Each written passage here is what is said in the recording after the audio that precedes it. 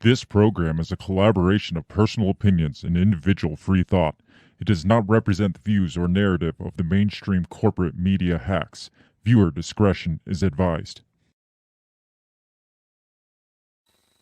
And here we go.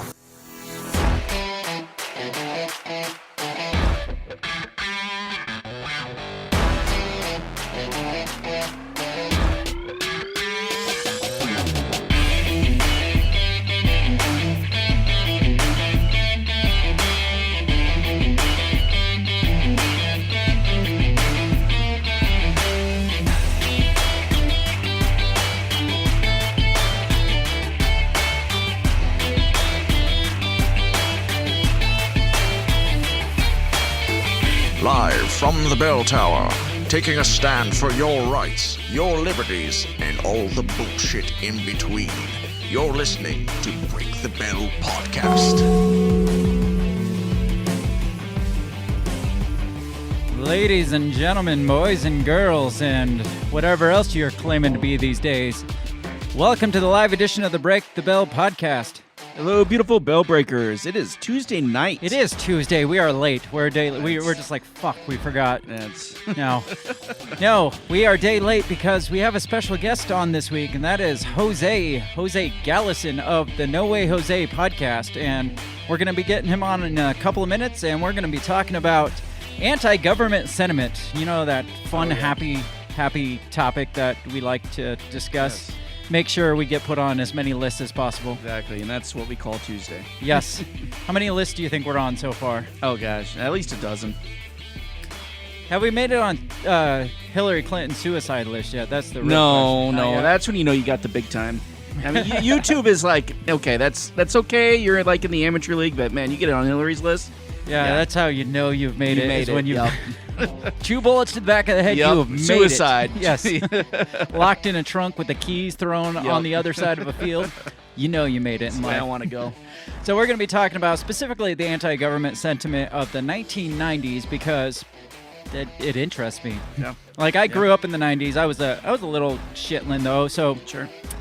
I don't really remember all this stuff. Mm-hmm. Like I had no like kind of realization that this shit was Right. going on back then. Yeah. Because I was like in a bubble, and I was very kind of living under a rock Right. too. So It's when I started paying attention. Yeah. Is when this stuff was going on. yeah, so you have firsthand knowledge, kind of like Right. memorable experience. I do remember like.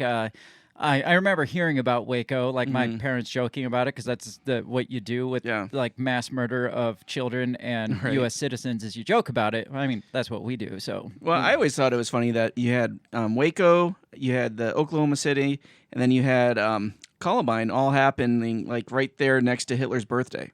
yeah, It's like the same. right, because range. his was what 4/20, right? Yeah, April yeah. 20th. Yeah, and I feel like there is some kind of like symbolism and dates Yeah. and numbers and stuff that.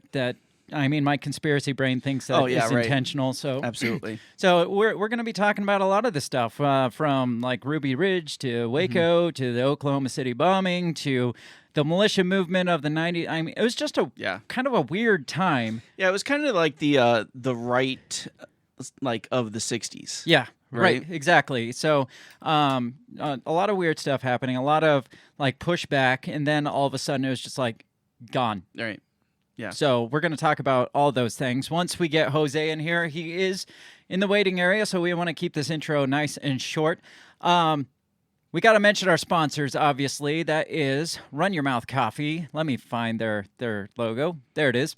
Run Your Mouth Coffee supports our right to be able to speak out against the government and be able to hate the government if we want to, you know? And I feel like the two of us kind of collectively have somewhat of a hatred towards Yeah. the government. Well, when you Which is dangerous, have your obviously. eyes open, it's only natural, I think. Right, and that's the key, is having your eyes open. So, Run Your Mouth Coffee supports our right to be able to say this stuff here without getting put on a Hillary Clinton hit list, or if we want to, getting put on On the Hillary list. Clinton hit list. Yes, go to rymcoffee.com. They also, forgot to mention, they also make really good coffee. They do. They do. They support all these things, and they also make delicious coffee. Go to rymcoffee.com. Tell them we sent you by using the promo code Break the Bell, and you'll get 10% off your purchase plus free shipping, and that's a good deal. Support small businesses that stand up for your rights and stand for the things that you stand for. Don't just go for convenient because it's convenient, even though those like big corporations like stand for everything you're against. Support small businesses that support you. Absolutely. Like Run Your Mouth Coffee. Yes. rymcoffee.com. Another quick shout out. You started a morning show. I did. Yes. I was just about to get there. Boom. New morning show out. Me and my brother of the System Is Down podcast decided to collaborate together to win all of your hearts and souls. And we're doing a new show called the Two Scoops Morning News Show or something. It's called Two Scoops. Two Scoops. Two Scoops. Fill in the blanks. It's going to be every Tuesday and Thursday morning at 7 a.m. when we feel like it. Because it's not going to be this Thursday, because I'm not going to be here, and it may not be at 7 a.m. every day, every Tuesday and Thursday. But tentatively, it's at 7 a.m. every Tuesday and Thursday. But we always have that.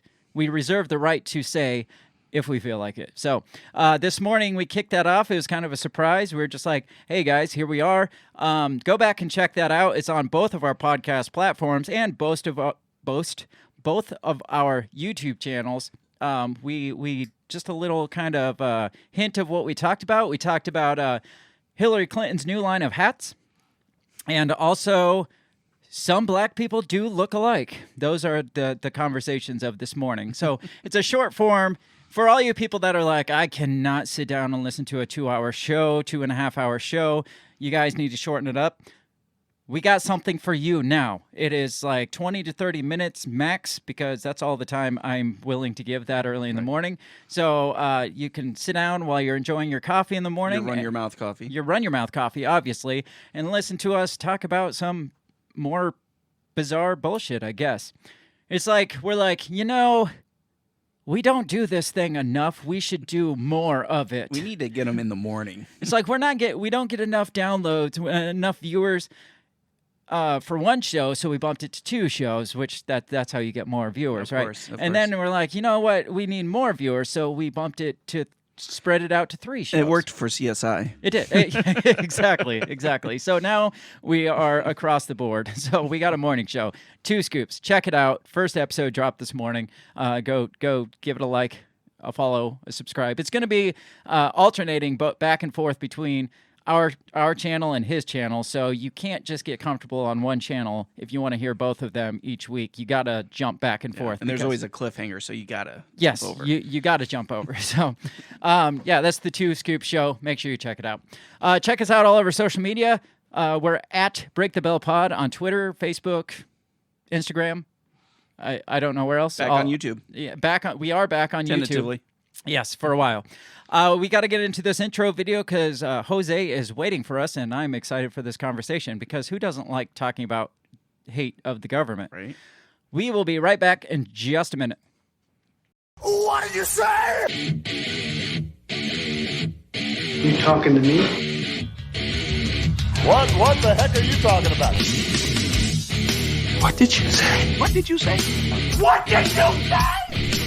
Are you talking to me? Are you talking to me? Are you talking to me? What are you talking about? What are you talking about? What are you saying? What did you say? Are you talking to me? Well, maybe he was talking to me. What did you say? Talk to me. What in heaven's name are you talking about? Talk to me, baby. Did you just say? What did you say? You listen to me. Are you talking to me? Are you talking to me? What the hell are you talking about? Who are you talking to?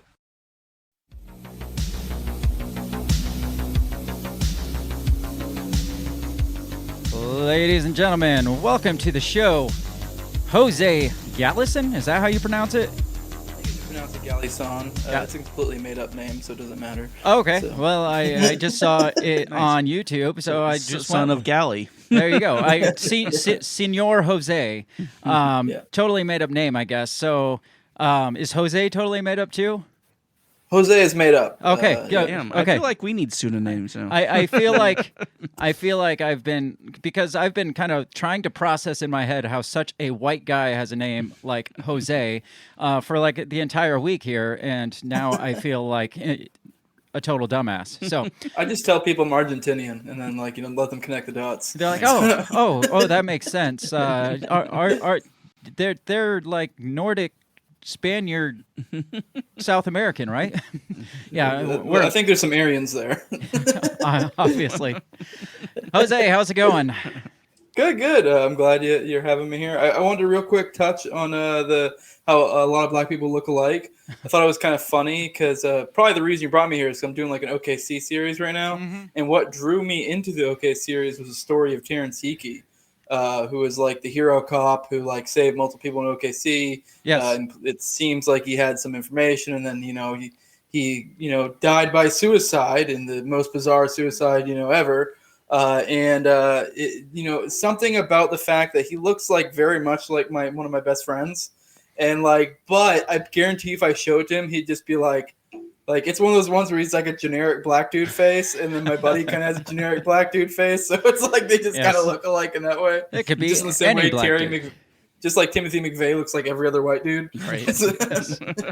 Exactly. So, that is actually what re-sparked my interest in this whole 90s era, because I've been meaning to do a show where I dig into kind of the militia movement and like the anti-government sentiment of the 90s. I've been meaning to do it for a couple of years now. I just haven't. And then I saw you had posted in a group kind of conversation amongst fellow podcasters that you put out this Oklahoma City bombing series, and you posted the first episode, and I was like, oh shit, I really got to listen to that. And then I kind of forgot about it until you posted the 5th episode, and I was like, all right. I'm really getting into it now. Yeah, a 5-part series. This has got to be good. And so I gave it a listen. I started the first one, and I binge listened to them for the next 2 days, like straight back to back, all 5 episodes, because it was the most in-depth explanation of the Oklahoma City bombing that I've ever heard. I've never heard some of the things that. What was the name of your guest again? Richard Booth, who's I don't know if he's technically considered part of the Libertarian Institute, but he's basically their OKC guy. He has they have like an OKC archive there that he manages all of that. He's a big OKC researcher. I guess he's like kind of a sort of a protege of one of the main researchers that was involved in the OKC stuff in the beginning. I believe he's either a consultant or somehow was an assistant to the defense of McVeigh. Not to say that he has any sympathies for McVeigh, but just more like trying to expose the larger story. Yeah. So and there was a lot more to that story than I was ever aware of, and that guy's extensive, to say the least. I thought we dug deep on our shows. That was really good. And so I figured you've spent the last 5 weeks or whatever talking about kind of that time frame. So why not come on and continue to talk about that time period? I do want to be very clear. I was born in 91, so you guys may be a little bit more equipped to actually speak to the feeling of the times. I was very young. Well, I was telling him, I was born in 85, but I was very sheltered, so I don't really remember living, like I remember the events, but I don't remember like any personal feelings towards it or anything like that. So Bill's a little bit older, so he says that was when he kind of was 95. I had just graduated from high school, or I had been out a year already, so already working on a military base, and I totally remember seeing all that stuff happen. So but we didn't have you on to be a resident expert. We just had you on to talk about it because that's what we want to do. Yes. So tell us a little bit about you before, like a quick intro of who Jose is. Since that's not really your real name, we'll just go with that. Jose. Who is quote unquote Jose? Jose Galison. I'm just a dude who runs a podcast. I don't know. I got out of active duty military about over a year and some change. I don't know. I have like a libertarian-ish podcast, but I named it No Way Jose purposely because the fact that I didn't want to like pigeonhole myself, which is kind of, you know, like I've done a lot of theory stuff. So, but I've also, you know, now I'm kind of doing this. I just kind of go whichever way my, I don't know, my current interests at the time are pulling me. Which is why I'm kind of like now going down deep dive. Now I'm like reading a whole lot of stuff in like MK Ultra, because there are MK Ultra aspects of the OKC stuff. So like, I'm just a dude as a show that covers shit he wants to talk about, and that's really about it. So I don't know how I haven't gotten nuked off YouTube yet. I've covered just about every topic that you'd think would. Yeah. I did. I don't know if I can say the N-word here, but I said the N-word. I did an episode covering the N-word Rogan thing. Yeah. And it was pretty great. And you didn't get, and we got nuked because we kept talking about vaccines. That's what we got nuked for. Yeah. So and I think the final nail was the election, though, wasn't it? That got us finally nuked. I don't freaking. Oh yeah, they went back and dug back some old shit to nail the final nail in the coffin, and it was like election results and stuff, and it's just like that was like a year and a half old episode that we got nuked for, and it was retarded. So I'll get nuked for saying retarded. Probably. So that's okay. It blows my mind. Some people do and some people don't, because I've covered that as well. I mean, maybe it's because I haven't gone too hard on the vaccine stuff, although I don't shy away from it. I just haven't done a whole lot of content covering it because it's pretty saturated and everyone's pretty much on it. Right. So, you know, it's not really something that interests me all that much. I mean, it interests me, but not in like I'm going to do a dive on it. Yeah. So we do the same thing. We just cover what's interesting to us at the time. We usually try to keep it somewhat relevant to today, but then some weeks when the news is just a repeated cycle every single week, we decide, hey, let's go back and talk about something else that's interesting. Deep dive into something. Yep. So this week we're going to take a more in-depth dive into this 90s era, because I find it interesting, and you don't hear a lot of people discussing it like you do like the 60s movements and things like that, but I feel like it was a pretty critical moment, almost like a turning point in U.S. politics, and I don't know this. I feel like we were almost at a cusp of a movement actually getting something done and accomplishing something, and then Oklahoma City happened, and it all kind of went away. Right. Yeah, which weirdly kind of like you were talking about the relevancy, and I guess you were kind of talking about like covering relevant topics. I actually feel like I think that's part of why my OKC. For one, I think Richard Booth has obviously done a great job, and I got lucky getting him. But I think part of why this story is hitting so hard right now is I actually think it really speaks a lot to the times. Obviously, and we saw the Trump stuff. Who knows how that's going to fall out. There's already been articles of the Fed or not. I guess I say Fed boys, but it was the media. Which I mean, I don't know. Project Mockingbird. They're damn near all Feds to me. Right. Yeah. But I've already seen articles of like them like kind of implying like, oh no, like we're kind of keeping an eye out for domestic terrorist attacks and blah, blah. It's like, okay, they're already kind of starting the chatter. Yeah. Right. I literally would not be the least bit surprised if we see something like that. Because I mean, after covering this OKC stuff, I hesitate to say exactly what I think it was, but at the very least, the official narrative is complete horseshit, and the powers that be have their hands covered in a lot of blood in some way, shape, or form. Whether that's in a cover up or whether they actively actually did it, it's kind of hard to say. Honestly, I lean towards kind of actively did it, but there are ways to explain it based on the information we have. That it was maybe just some sort of oversight, and just the fact that there's tiered levels of like intelligence within their ops, that maybe someone went rogue or changed some details or whatever, to where you can't necessarily say it was like an intentional like big Fed boy thing. Maybe some lower level guys or something. But yeah, it is definitely. I think it is relevant to the times very much. Yeah. Does it seem to you that, because I mean we had. In the 80s, it was like basically owned by the Republicans, right? You had Reagan and then Bush, and then all of a sudden it's like 92, Clinton comes in, all of a sudden there's anti-government sentiment, right? Things die down when GW comes up, Obama's back in, all of a sudden the Tea Party's in full effect, more extremists, then Trump's in, I mean, yeah, the media doesn't like it, but whatever, and then all of a sudden Biden's in, and all of a sudden they're gearing up for something again. Well, I had seen several articles that tied it to election cycles like that. It's like every time a Democrat's in office, all these right-wing militiamen come out in full force because they think they're going to take our guns and stuff. And it's just like, well, if they'd stop saying we're going to take your guns, maybe these people would stop thinking that they're going to take our guns. Right, yeah. Yeah, I mean, I'm actually, like I told you, I've been going to MK Ultra deep dive. I've been looking at like the Manson stuff and like how that connects. And there definitely was, there was PatCon, which was happening during the 90s, which was like essentially the feds. It's stuff that's been complete, like it's basically confirmed. PatCon was a operation where they're infiltrating right-wing groups and fucking, I mean, I'm sure it would differ depending on who you ask what their true motive was. But the idea of to infiltrate, have information, maybe muddy up their operations, whatever. They had ones prior to that where it's like a lot of people know COINTEL. And then you also have there was Operation K, or maybe it's not Operation, but it was Chaos is the other one, where they were kind of infiltrating the left, the Black Panthers, the hippies, stuff like that. So, but I do think maybe there's something to the fact that Trump, the reason why, because it kind of goes back and forth, and they're probably also doing both at the same time all the time. But just I think there's definitely focuses depending on the era. Obviously, we're gonna have the right-wing militias during the Clinton time, but I think Trump. I think they really had a hard time ginning up like a genuine opposition. Like, I mean, yeah, there was opposition, but it's like that NPC bullshit. Whereas like you had like the Black Panthers and the hippies, and they had some legitimate concerns, and they were actually like about that life. And then same thing with the right wing militias. Whereas like I just feel like the people who were like anti-Trump to the extreme just weren't really serious people in that way.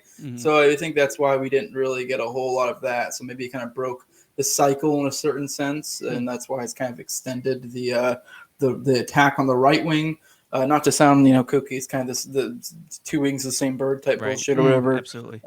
Yeah. Do you think, and you just kind of got my mind thinking here, do you think maybe, because, there is some extreme sentiment on the left as well as the right with like Black Panthers or what was the Antifa back 2 or 3 years ago. Do you think... Right. And then you have obviously the right, like the Boogs and stuff like that. Do you think the fact that the left is more like big government, more like take care of me, like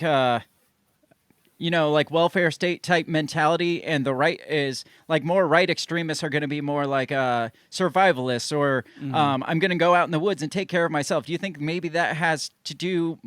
Maybe that plays a part in the success or the amount of noise or the amount of maybe even fear that the government has towards the right more than the left groups, because the left kind of needs the government to survive. The right's like, fuck the government. We're going to go live in the woods by ourselves on a mountain.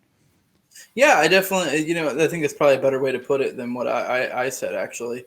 Because that definitely is the case. Like with the Antifa types, it's not really any sort of threat to the establishment in any way, shape, or form. Whereas like the Black Panthers and the hippies, they were very much like super hardcore anti-war. The Black Panthers were very much, like individualism. Yeah, sure, maybe it was coming from like a left-wing perspective in some senses.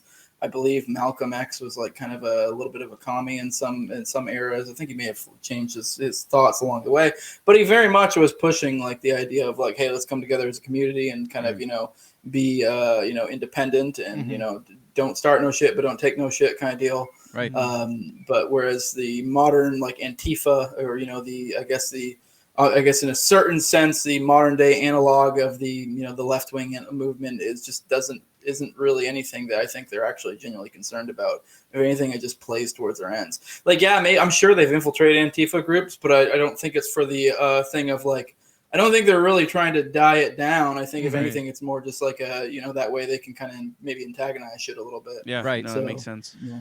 So let's get into the 90s. The 90s, to me, was kind of a weird time. It was kind of a boiling point, like I was saying, because you had not just like the militia movements and like the Waco and Ruby Ridge, but you also had, on the other side, you had like the Rodney King riots, and you had the Bill Clinton affair with Monica Lewinsky. There's just a lot of... OJ. Yeah, OJ Simpson. There's a lot of craziness in the media during that time. And this was also conveniently the start of the 24-hour news cycle, so everything's being covered constantly, and mass media is gaining some serious traction and some serious influence on people's lives, more than just like primetime television was with Walter Cronkite back in the 70s.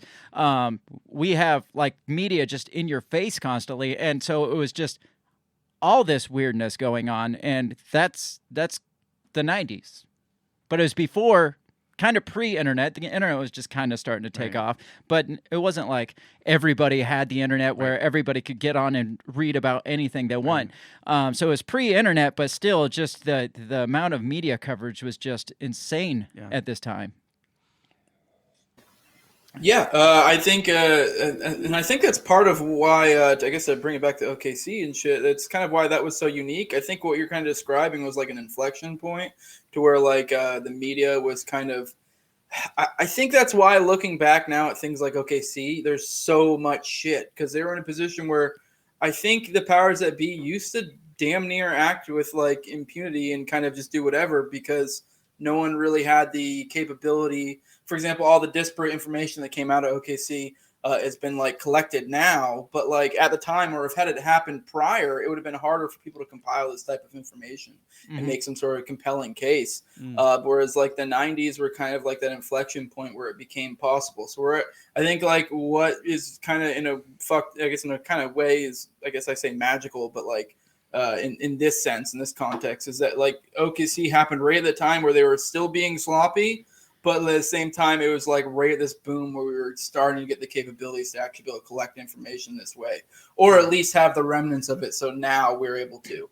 Whereas you look back at stuff like JFK and stuff like that, it's way harder to get some of that information. Yeah, you got some although people do. Grainy ass video footage of his brains getting blown out on the back of the car that you can't really make out what it is. But I mean, it's there, but it's not like you're saying what we have now or what was starting to pick up in the 90s. The other thing that picked up major in the 90s was the lack of trust in the government was at an all-time low. I've got this graphic right here of falling trust in the government from 1960 to 2014. Let me pull this one up for y'all to see. Is it gonna pull up? There it is. So this says Americans have been asked since 1958 if they trust the government in Washington to do what's right. So if you look, and this is kind of surprising to me, at the beginning of the 60s, you're at like 75-80% of the people are like, yeah, I trust the government. And I'm surprised with the way the 60s were with all the MK Ultra stuff, with the JFK stuff, with all this stuff. I'm surprised it fell as slowly as it did, because you're talking a 20-year decline here to the early 80s. They're coming out of, Eisenhower, who is pretty trustworthy as a president. As far as public perception goes, it wasn't until, you get to the protest, the civil rights, and then you get Johnson. Johnson, and then I think Johnson really is when trust started to kind of decline. Well, I feel like a lot of this decline here coincides with the Vietnam War. Yeah, absolutely. It kind of follows suit, and it got pretty low right at 1980. There was major economic issues in the early 80s, and then Reagan came back in, and you see kind of a spike here, and then the 90s hit, and all-time low, 18%, it looks like, trusted the government, and it stayed down there until this unit. Can you guess what this giant spike here probably was? 2001. 9/11, I'm guessing, yes. Yeah. 9/11 brought the whole country back together. Convenient. It's like events like that that's just like, we got to bring the trust back. So whatever conspiracy theory you do or don't believe, it was definitely used as propaganda to pull America back together. Right. Then it jumped back down. But so what do you think? What do you think caused this low dip in the 90s, Jose? Do you have any thoughts of what may have started that? Was it economic reasons? Was it social reasons? Or was it Clinton? Was it Clinton? Yeah. I don't know. It's hard for me to say, like I said, because it's I'm not a big history buff, and so. But obviously, looking at those time frames, I guess you had what was it? I guess it kind of looks like it was starting before then, though, because OKC was 95. I know you had Waco, which was probably a year or two prior. Yeah, I think it was 93. Yeah. And then you had Ruby Ridge, which I assume was probably at least a year prior to Yeah, that. I think it was 92. I think it was 92, 93, 95. Yeah. And Yeah. So, I mean, I don't know. I mean, I have a hard time believing that those kind of garnered that sort of large, I don't know, social awareness. So, I mean, I feel like there must have been other stuff going on. I'm really bad at my history. Well, I don't know. You know, everybody, of course, you know, loved Reagan even after the Iran-Contra affair. I mean, nobody, you know, Reagan didn't lose any distrust or any trust. And then when Bush came in, you know, Bush, the first Gulf War had a lot of public support. You know, going after Saddam Hussein. You know, he was the big bad guy. You know, that's the way they made it portrayed. So, and I remember, I mean, all the kids in school were all excited about the Gulf War. And then, you know, the big hit that he took was he promised he wasn't going to raise taxes, and he did. And then Ross Perot ran against him, which caused him to lose to Clinton, I'm pretty sure. And I don't know if a lot of Clinton's information came out about him at the time, but I know he was involved in a lot of corruption in Arkansas. The Whitewater stuff had come out right before, and I mean there was all kinds of stuff going on, and I know almost immediately they started pushing like the assault weapons ban, the crime bills and stuff started going through then, because I mean. Well, connecting this to like today, I mean, crime was through the fucking roof in the 90s too. It started to come down towards the end of the 80s. I wonder if it had something to do with the fact that Russia was no longer our big bad guy. So people stopped looking overseas and started looking back over here, right? And maybe when did Russia collapse? 89. I forget. Yeah, 89. Okay, that sounds right. Yeah, end of the 80s. Then maybe I mean you look at the 2000s there when we start like pulling out when we start realizing these wars are bullshit, and then we start pulling out of these, and then we start looking home again, and we got that nice low spike there here in the 2014 till now. I'd like to see what this graphic looks like today, because it doesn't even include Trump's administration or any of Biden's administration. So I'd like to see how that would if make it spikes and drops during Trump and Biden. Or whenever there's not some big international conflict, you know, not some big bad guy, all of a sudden, you know, we look back over here and nobody trusts the government again. It's like, oh, wait, they're still doing shitty they still things. suck. Yes. But back to what you were talking about with Ruby Ridge, a lot of, if you look into like the militia movements and if you just Google like anti-government sentiments of the 90s, a lot of them do put the starting point at Ruby Ridge. And I don't feel like that's the kickoff point. That's maybe like the publicized, like when it started being like mainstream in your face publicized, because the reason why he moved to a damn mountain is because he didn't trust the damn government.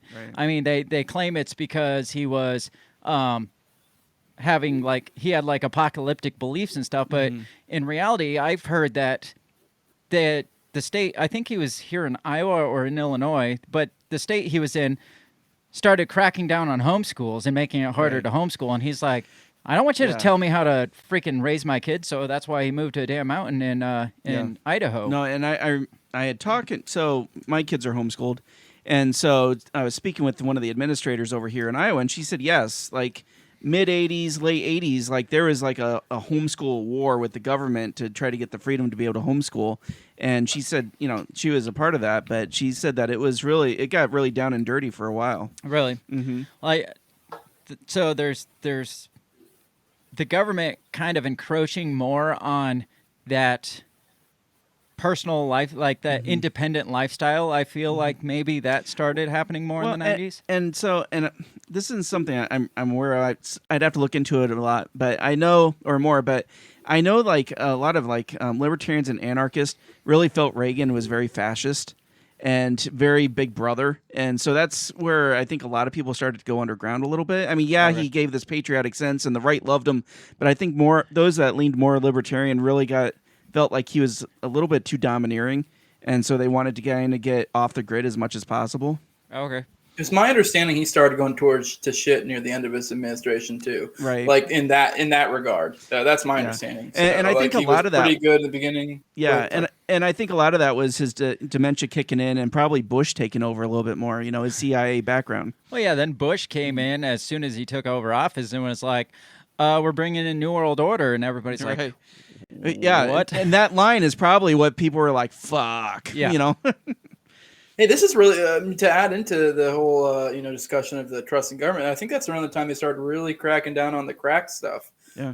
Because I know that was a big thing with Bush Senior. Is he made a few big ones.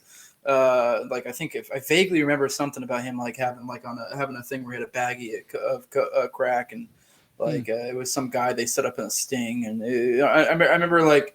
That was a big aspect of him was the crack shit. I think Reagan did as well too. I think he started kicking that off a little bit. Yeah, because Nancy Reagan was the one that was. I mean, she was the first lady that was all about the say no to drugs, and this is your brain on drugs, and yeah. So it was like the mid to late '80s when the Reagan administration really started kicking into that. So. Which is ironic because it's like a kind of one of the deeper conspiracies. She was really into black dudes in that way. maybe she just wanted her boyfriend to get off the crack, or she wanted his business to thrive.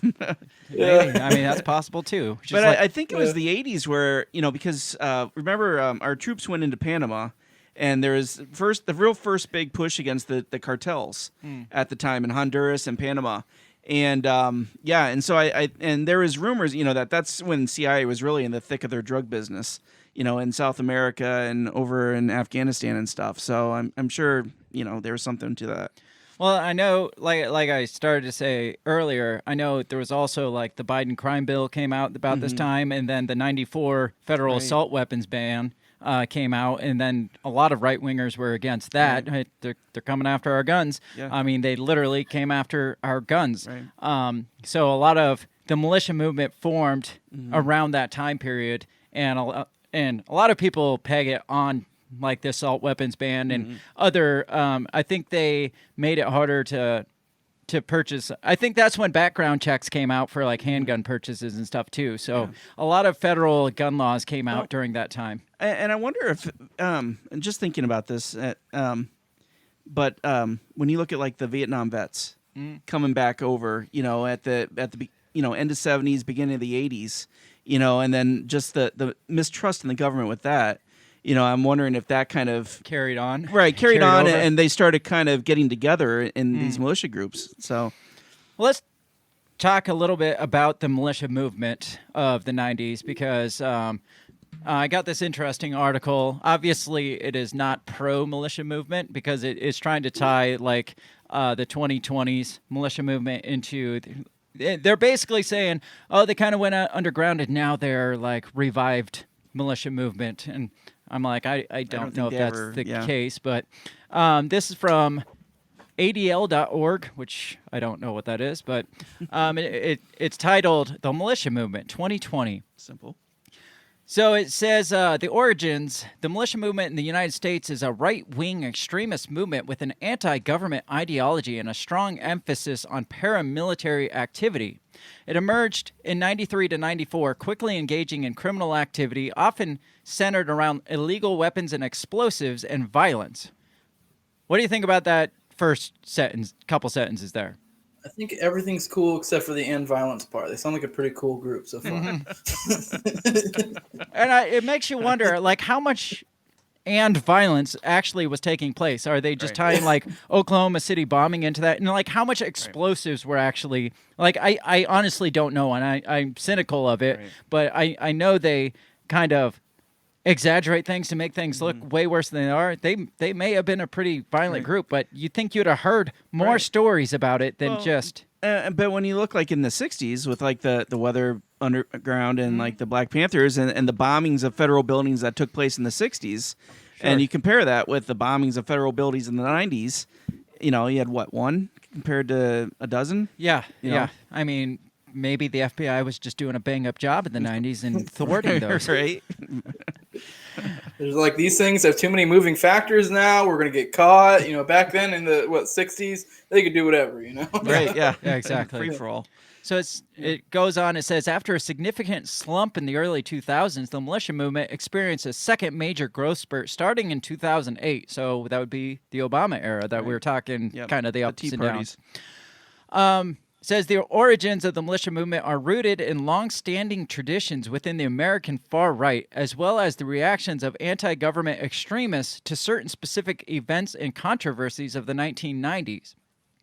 Says the militia movement is heir to a long tradition of far-right paramilitary activity, including pre-World War II extreme right-wing groups such as the Silver Shirt Legion and the Christian Front in America. Let's get into the 90s, because it really digs into from World War II up till the 90s, and we don't have all day for this. Sure. Says specific events played a key role in the formation of the militia movement. These include events such as the passage of the North American Free Trade Agreement and the 1992 election of Bill Clinton. So I didn't even think about NAFTA. The NAFTA. That would be, I mean, you have George Bush come in and say, we're going to have a new world order. Then all of a sudden you have NAFTA come out and people that have this anti-globalist conspiracy mindset, that would instantly look like, hey, they're trying to That'd be my first implement a new world order. Do you know anything much about NAFTA, Jose? Not enough to really speak on it too much. I just know the whole trade agreement thing really consolidated a lot of shit, in a monopolistic type fashion. But no, I really can't speak about it in length. So a lot of the, if you really start digging into the stuff, a lot of the anti-globalist movement, they say at least sparked from like earlier on anti-Semitic sentiment, like the what the Zog, the Zionist, what's that Zionist organized Zionist occupied governance, which is just like, I mean, Zog is just like essentially the Nazi connotation of our current world order. So I mean, I don't know. Yeah, I mean, a lot of people. I mean, I made a joke on my other show, Tower Power, I think recently, about how like I do have sympathies with some of the alt-right types, because it's like you're like no. Like, I mean, I get it how you see all these connections, and then you go fucking Jews. It's like no. Israel. Yes. These are different things. Yes, there's difference. There's a big difference, and subtle, but it's important. I think it's far stretching to say that everybody that's against, because I actually read something the other day that said the fear of globalism is a dog whistle to anti-Semitism, and I'm like, I don't really, not really. I never say that I'm against globalism and think I hate the fucking Jews. Right. Just doesn't cross my mind. Maybe that's the whole different reasons. Maybe subconsciously, I don't realize that that's what I'm saying, but I do see how it kind of probably evolved out of that mindset. I mean, I do when I say it, but when I say the Jews, I mean Israel, because it's way harder in my head to be like, well, fuck, the fucking government of Israel. Like it just doesn't roll off the tongue very well. You know what I mean? Sure, that's fair. So at this time, it was when it seemed like one world government was kind of like when because there was the NAFTA, and then the EU formed in the late 90s, and so I remember that sentiment. Like, well, here it comes. Here comes the like. What Revelation talked about, like the one world government, one currency, and all that stuff. That's what they're trying to push here. I remember that sentiment, and I still feel like that's what... I don't feel like it's a conspiracy theory to say that they're trying to push a one world government with one currency, because that's what literally what they're doing. Right. That's what every empire attempts to do for the most part. So, yeah. So let's get back into this. Talks about the especially important were two pieces of gun control legislation and two deadly standoffs with law enforcement. One of the gun control measures was the so-called Brady Law, which was the Brady Handgun Violence Prevention Act, which passed in 93. And then says, among other things, it required people wishing to purchase handguns to pass a background check. I like how they say, among other things, it's just background checks. Yeah. It's like, well, what were the other things? What were the other things you're throwing in there? Are probably significant. Yeah. It goes on to say the other was the 94 Public Safety and Recreational Firearms Use Protection Act, or the assault ban, which they say it all flowery with recreational firearms protection. We're protecting recreational firearms, but we're taking everything else away. Says these acts greatly angered anti-government extremists who argued that they were the first steps towards mass gun confiscation by the government. Yeah. You hear those same sentiments today. So, like you were saying at the beginning, this all applies kind of today. Everything that's happening in the 90s is still happening today. When did the Brady bill go through? 93. 93. Yeah, and it's funny because that's based on the attempted assassination of Reagan. Really? Yeah. So it's funny that they waited nearly a decade to push something through saying, hey, it's Brady. So it's just funny. So, fun aside, did you guys see that the assassin or the attempted assassin of Reagan has been having a hard time getting music gigs now he's gone out? People just really won't let it go that he missed. Really? Is he trying to be a country singer? Because that might, right? He might not really fit in with the country music Maybe if crowd. he teamed up with the Dixie Chicks. There you go. I'm not quite sure what his genre is, but I know he's a big musician. And, yeah.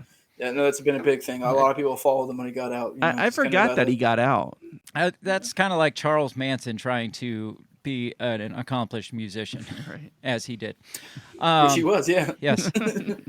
So this goes on and says, also fanning the fury on the right, where the 92 Ruby Ridge standoff in Idaho involving a white supremacist, Randy Weaver, who refused to appear in federal court to face a weapons charge. Let's start there. Yes, let's start, because everybody's making this kind of the kickoff point of the militia movement, even though I think we've concluded that that's not. Right. This is just the publicization of it. This kind of glosses over the actual events that happen and why people would possibly have some sort of mistrust in the government. So the story goes something like this. Yes, Randy Weaver is an admitted racist. He says, I am a racist. What did he though? He Because I did. vaguely remember something recently where I think a lot of that, I'm talking on my ass completely. Okay. But I vaguely remember going on a deep dive a while ago, and I think people were kind of implying it through implication from the groups that he was hanging out with. Although I might be wrong. I vaguely remember something like that from some of my digging. But So, I don't know, maybe someone out there, even that's kind of dubious, because then when even if he says he's something like that, there's so many gradations of what white supremacist really even means, right? Because I don't know, people say shit like Ben Shapiro's a white supremacist, very true. I pretty much anytime I hear the accusation white supremacist, I just kind of roll my eyes and go, probably not. So from what I read, which was supposedly a quote from him, which I'm going to paraphrase because I don't have it in front of me, he basically said, yeah, I am kind of a racist. I don't hate anybody. I'm not like spewing hate. I don't want violence on anybody. I just wanted to go fucking be by myself is basically what he said. And I said this on the Fact Check This podcast the other day. Basically, I said, I don't have a fucking problem with that kind of race. Like, I will defend closeted racism because I don't see an issue with it. It's like if you have a racist inclination in your head and nobody knows it, who the fuck are you hurting? Or if you're like, I don't like black people, I'm going to go live on a mountain away from them.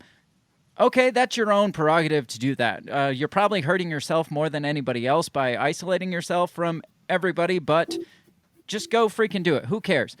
So if he was that kind of racist that he claimed to be, or at least some quotes say he claimed to be, that had literally nothing to do with Ruby Ridge whatsoever, other than the fact that maybe that's what pushed him up on the mountain to start with. What put him in this situation with the ATF and the FBI is he was kind of hanging out with supposedly some like Aryan Nation groups or some white supremacist groups, because that's what was in the area. And the FBI was trying to infiltrate the Aryan Nations. And so they came to Randy Weaver. They had an infiltrator, like a spy in the Aryan Nations, who came up to Randy Weaver and was like, hey, I heard you're trying to make some money. I need somebody to saw off a shotgun. Do you know how to do this? And he's like, well, yeah, dumbass. You just take a saw and you saw it off. And so he sawed off a couple shotguns. The guy gave him money for it. Entrapment right there. They're like, oh, federal weapons charges. We're going to arrest you unless you cooperate with us and turn over some of your Aryan Nation buddies and cooperate with the FBI. Randy Weaver didn't like that too much, so he went up to his mountain and hid on a mountain. So when they say he refused to appear in federal court to face weapons charge.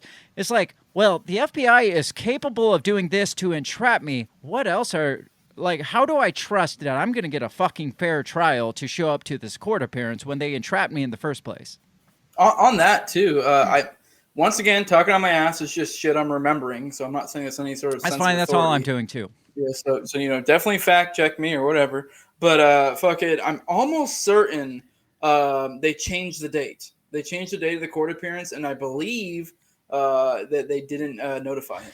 So that was the other thing. It was kind of this like, I don't know if they did that on purpose, if that was just happenstance, but they kind of possibly tricked him slash maybe fucked up. They probably were like, well, we scenario. tried to call him on the phone to tell him, but Randy Weaver doesn't have a freaking telephone up there. So they're like, I guess that's his fault. And so then this warrant went out for his arrest. The ATF tried like getting up this mountain to. They saw him as this dire threat, and Randy Weaver was paranoid as fuck because, like I said, how do you trust a government that lures you into committing a crime that you never had any intentions of committing in the first place? Like, how do you trust that, hey, I'm going to get a fair shot here. I'm going to get a fair trial by a jury. They already just fucked you up the ass. How are you going to trust that? So he's paranoid, and they're scouting out his mountain constantly, and they see that they're in and out with guns because they're gun lovers. You got something there? Well, so all I see with reference to him being a white supremacist is it says that he moved to northern Idaho in an area that was known to host settlements of far right white supremacists. Yeah, there was like basically like a white supremacist boys club there that met like Right. every year. All the white supremacists come and hung out. Yeah, he had a buddy who I guess presided over the Aryan Nations compound, which was kind of neighbors to him. And that's all it says really about it. Yeah, so. I do remember from this vaguely. I wish I could remember where I heard this, but they were kind of implying that like, yeah, he was kind of in those groups, and they weren't. And if I remember correctly, whatever I was listening to, they weren't saying that he necessarily wasn't a white supremacist, but it was also like that was the social groups he had to hang out with there. Yeah, that's what So, was like, there at the time. So like they were militia groups in the fucking woods, and that was like your only option. So Yeah. it's not. From my understanding, the implication I was getting from that is it's not really an out and out thing that he was. It's the same thing they do with the modern Boog movement. They try to all the time Right. imply it's some sort of white supremacist thing. Which I mean, probably the most notable Boog guy is Magnus Pinvidia, which is like a mutualist. Which is like kind of a weird mix between ANCAP and commie. But like. Yeah, so that's definitely not the case. And if anyone who paid attention to the Boog movement knew, like, yeah, there were factions who were like sort of white supremacist-ish, but the vast larger group of the Boog people would usually pick on them and make fun of them and tell them to fuck off. I don't know if that was contrived by feds or not. Either way, they weren't big fans of it. But that's what happens. So you see in all of these, a lot of these instances where these groups had ties to white supremacist groups. Do you think that is the media trying to portray them as worse than they were, or do you think Yes. there is more prevalence of white supremacy in those groups? Like, what's the connection here to white supremacy? Because that is the foundation of it Right. when you read these I articles. think they're saying like, oh, look at the compound. Do you see any white person or black person living in that compound? Right. Obviously, they're racist. Obviously, you're gonna, especially in the '90s, 30 years ago, you're In gonna Idaho. find racists Right. everywhere. But do you feel? I heard you kind of touch on it a little on your OKC one, that you kind of were skeptical of how much they pushed white supremacy on these groups. Oh yeah, I mean, I think it is both in a sense, but far more the former than the latter. The former being they're trying to build up a bigger threat, the latter being that it's that there are actual white supremacists. Like, yeah, obviously in right-wing majority white any sort of movement, there's probably going to be a higher prevalence of white supremacists. Just like in a further left, more like larger African American, there'll probably be a higher chance of there being, you know, black supremacists, just like there were in the Black Panthers. And you know what? You said you defend in the closet racism before. I'll defend out and out racism as long as you aren't fucking with anybody. I don't care. Yeah. You know, like you can be an out and out racist, open about it, as long as you aren't like in any way, you know, using coercive or using force in any way against people that you don't like. I don't give a shit. I'm just not going to hang out with you, probably. Yeah. And the same thing goes for the Black Panthers. I mean, no one.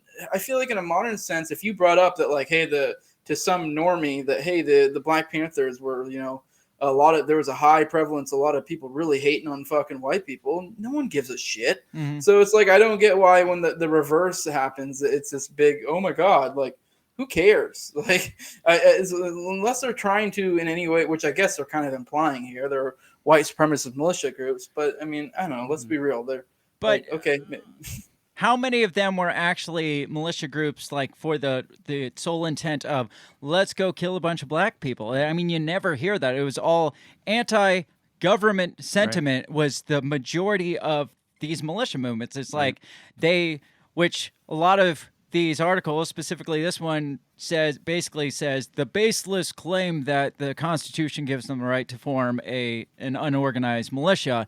And it's like, that wasn't, as far as, again, like you keep saying, talking out my ass, I don't know their mindset back then, but from what it looks like, none of them were like, KKK, like, let's form this group and go kill a bunch of black people. Like, it was like, we hate the fucking government. And they might have had some anti-Zog sentiment, which would constitute as white supremacy, I guess, or anti-Semitism. I mean, it said that they're, you know, very fundamental Christian, right? Very, very old school. And even said, well, and they referred to God as Yahweh, right? Like, that's a bad thing. Yeah. So, but like I said, even if there is racism there, I don't think it, like, you're taken away from the fact that they're anti-government. And that was the big threat to the government. It wasn't that, hey, these are white supremacists, they want to kill black. No, it's like, they're coming after us, guys. Well, but I mean, if you portray it like, okay, well, they're anti-government, then people might actually ask questions, respect that. Right? Well, and people might ask questions. Well, why don't you trust the government? But if you say, well,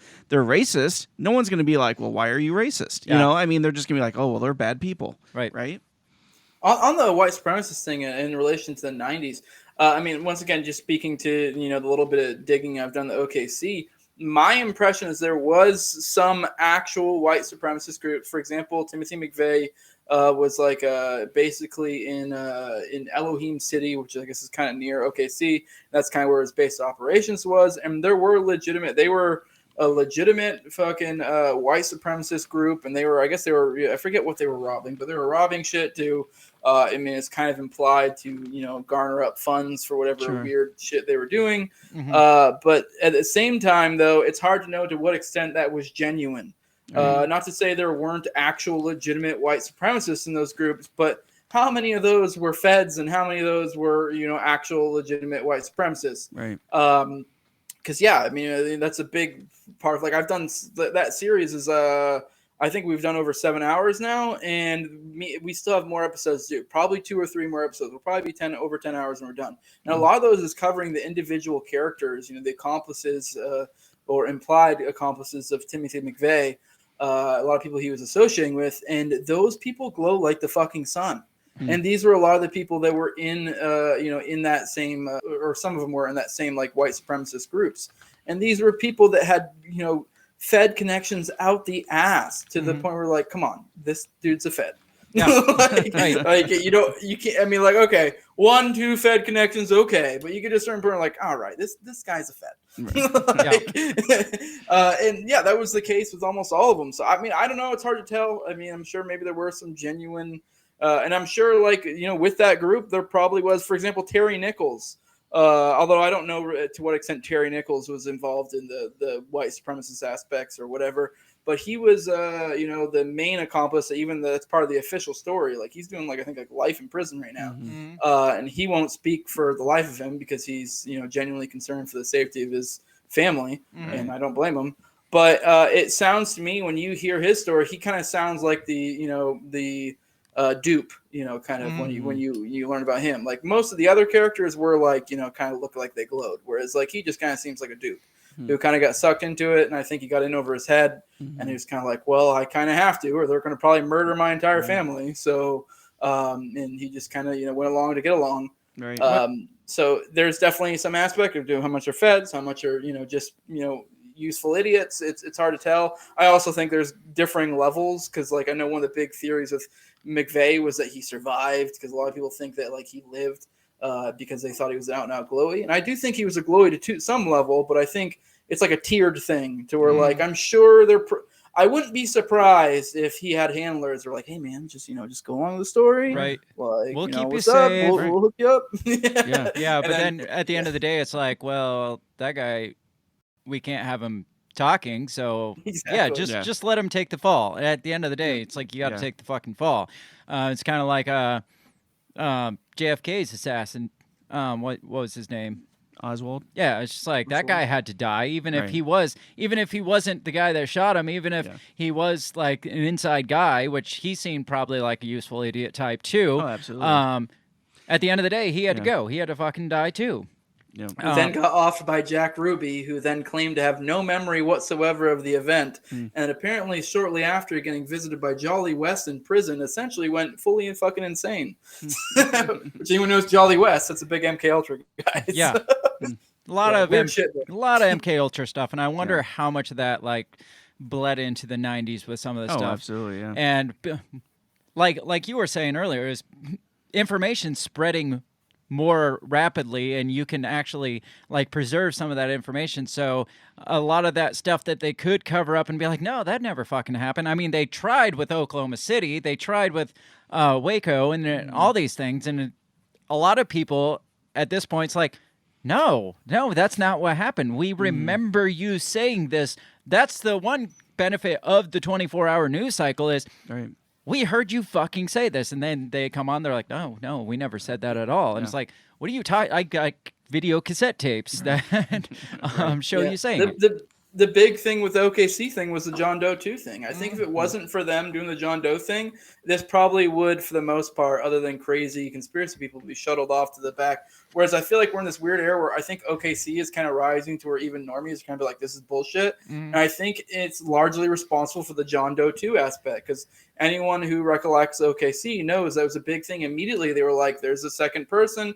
And I think within like a day or two, or actually I don't remember how long it was, but then the feds just like, nope, no John Doe 2. Yep, just kidding, we were wrong. And it was like you were in that era of the 24-hour news cycle. And people were like, you've been saying what do you mean there's not a John Doe 2? And then in a lot of the trials and stuff, they tried to skirt around it, not focus on it. That was a big thing, is I guess with the cases, they were trying to just go after Timothy McVeigh, not going any accomplices. And anyone in the know was like, there are definitely accomplices here, aside from just Terry Nichols. So. Right. Well, to finish up a little bit on Ruby Ridge, because it's about time we get into a break, but I had a few more things. You talked about the useful idiot. I think that's kind of what they were hoping to make Randy Weaver into, was the useful idiot, by suckering him into sawing off shotguns, which I'm sure that was happening all the time up there. Like, we'll mess around with a gun. I think at one point they asked him to do something even more incriminating before this.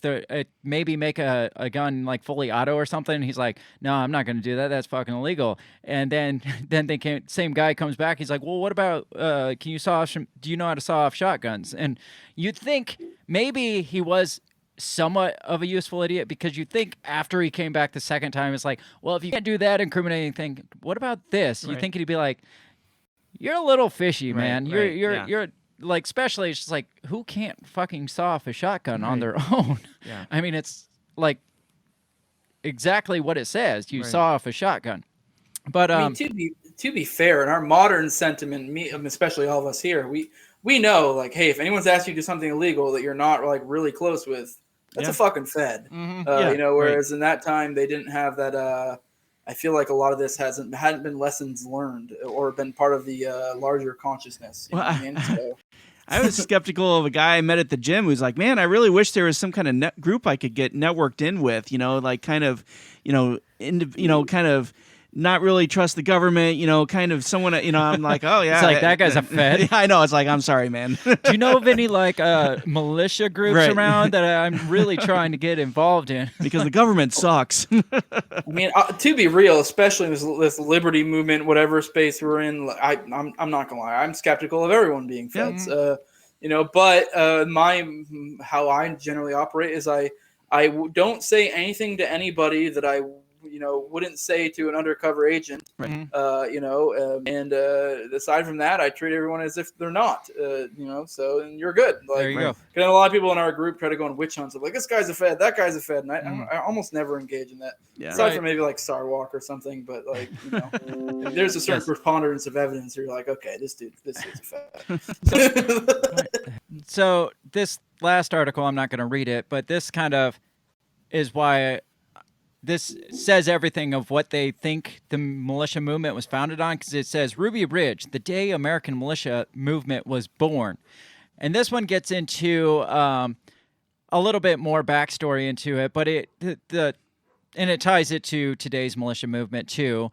But it pretty much said it glosses over the starting point of the Randy Weaver situation too, because it says on August 21st, the marshals went to a location that became known as Ruby Ridge to scout a location where they might ambush a fugitive, Randy Weaver. Again, they put on here, because then it goes on to say they pretty much botched this, then they botched Waco, and that's why people stopped trusting the government. It's like, you're missing the whole fact that the government is entrapping its own citizens and trying to put them, lock them up for things that they sucker them into, and they're still doing it to this day.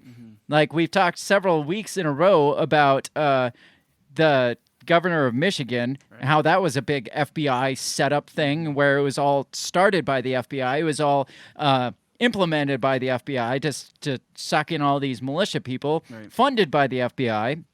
And it's like, how do you put the fact that they fucked up this raid as the start of the anti-government sentiment? No, it's the fact that the government is doing shady, shitty things that got people losing trust in the first place. Jose, do you have a opinion? Why did they go after Randy Weaver? So was it just to send a message? Because from what I read, the snipers that were on site were they've never seen shoot to kill orders that strict. Yeah, well, yeah. After, if you don't know the whole story, they sneak up the mountain. They're scouting out. The dog starts going nuts. So they start to go see what the dog's chasing. The marshal shoots the dog. 14-year-old boy says, "You son of a bitch, you killed my dog," and shoots the marshal. I mean, they're dressed in military fatigues. No, it doesn't say ATF on them. It's just these random dudes. I mean, these people, like I said, are already paranoid as hell that the government's coming after them or somebody's coming after them. And there's just these random dudes on your property in military with guns, and they just shot your dog. I'd shoot the fucker too. Oh yeah, fuck yeah. I mean, I'm probably on a list for that now. And so then they pulled back. And then, yeah, like you said, they had for the first, they don't even have these orders in combat in Iraq. Yeah. If you see a guy holding a gun, shoot to kill. Right. Yeah. Whether he's a direct threat or not, if he's walking, if he possesses a weapon, shoot to kill. Your orders are shoot to kill. And the sniper's I've been on 300 raids and I've never had this order before. What's your take on that? I know you asked him that first, and I took over. No, you're good. I don't really know too much. It's kind of hard to say. I just had Brandon Caserta, who was the main guy, or the kind of the poster boy of the whole Michigan Whitmer plot thing. He kind of talked on the entrapment aspect, and from him it was they didn't even really have anything. So it's because I brought up in that, it was kind of it's almost like this game they play. The feds were hey, we got to entrap you. But it's almost like they didn't even honor up their side of the deal there. So where it's they even really entrapped them. Not to say it was even okay if you entrap them, but it's they didn't even really, check that minimal box. But yeah, I don't know with the Weaver thing. I mean, if I had to guess, I would say the reason they went so hard was just the aspect of oh, fuck. I don't know if they just thought, we're going to go in here with military tactical precision and we're going to fucking, cuff them and get out of here or whatever. But I think once, bullets started flying, they were oh shit, we're in the mountains. We're fucking, we're not in our element. We could sustain some serious loss here, which they could. I mean, anyone who's been in like the woods and the mountains, like, I mean, like, you just need a few good men. You could probably damn near hold off SEAL Team 6 because they're not prepared for that environment. They're not familiar with it. I mean, the terrain does most of the shit for you. So I could see why they'd be, not saying what they did was okay, but I could see why they'd be like, oh shit, we fucked up. This is going to get out of hand if we don't, handle it quickly. I can't really conjecture too much on why. I mean, it's hard to say. There could be more in the back. I mean, maybe they're just that upset that he said, basically, said "fuck you" to them. I don't know. Well, the last thing before we go to break, because we're overdue. The thing that gets me the most is trapped into sawing off shotguns. I keep going back to there. He was a fugitive for like 2 fucking years. And they were so like hell bent on taking this guy in. It was like it basically to prove a point is what I think. It's just like, well, we can't just have this guy up here like sticking it to us. It's just like, what? I mean, in that 2 years, did he do anything else that would warrant you going in and like murdering his family, or you going in like? Eventually, the guy's gonna probably come down from the mountain, and even if you don't arrest him and he's just holed up on a mountain, it's basically jail anyway for him and his family. Like, who fucking cares? He didn't hurt anybody. That goes back to the libertarian principles of victimless crimes. This was totally a victimless crime, and they spent 2 fucking years trying to get this guy down from the mountain until it turned into a full-out military assault just for a guy sawing off a couple of fucking shotguns. Yeah. No, I agree. Yeah, I mean, I don't know. I don't know to what extent. It's so hard because I've devoured a lot of this content, and I don't remember what is. A lot of this stuff blends in together.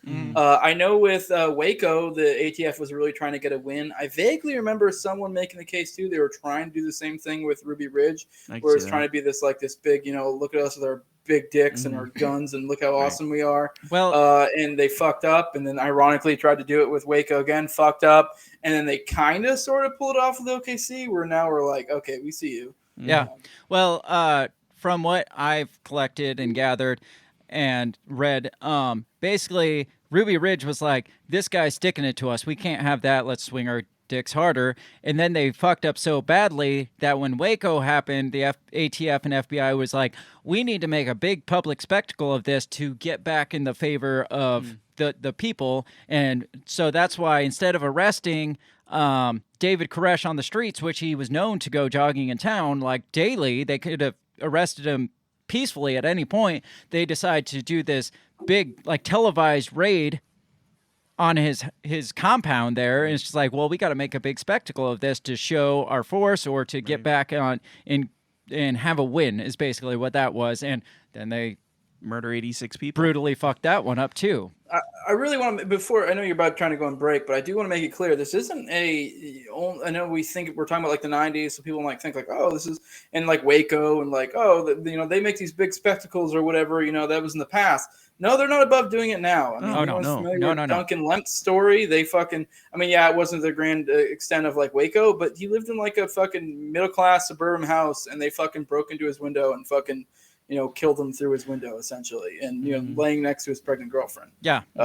Which once again, I've actually had his girlfriend at the time, his mother of his child on my show, not too long ago. So, yeah. I mean, you look at these events back in the 90s, and it doesn't. To me, it's not like, oh, that's how they were in the past. The government doesn't change tactics. Right. I mean, they might like change the visibility of it some, but it makes me think, what are they capable? If they're capable of this, what else are they capable of? Because I know they're capable of more than what they actually do. So it's like, what the fuck are they capable of? And again, it seems like, they, for the last couple of years, they've been really trying to gear up, like January 6th, the social media purge, this whole this right-wing rise up that's coming, and they have to be prepared for, the whole domestic terrorist thing that, Homeland Security is getting ready for and everything. So, right. We do got to get to break. You still got more time, Jose, after the break? Yeah. All right. We usually take 4 or 5 minutes to refresh our drinks and stuff and give people a chance to soak it in. And then we'll be back and we'll keep talking about shit. So we'll be right back.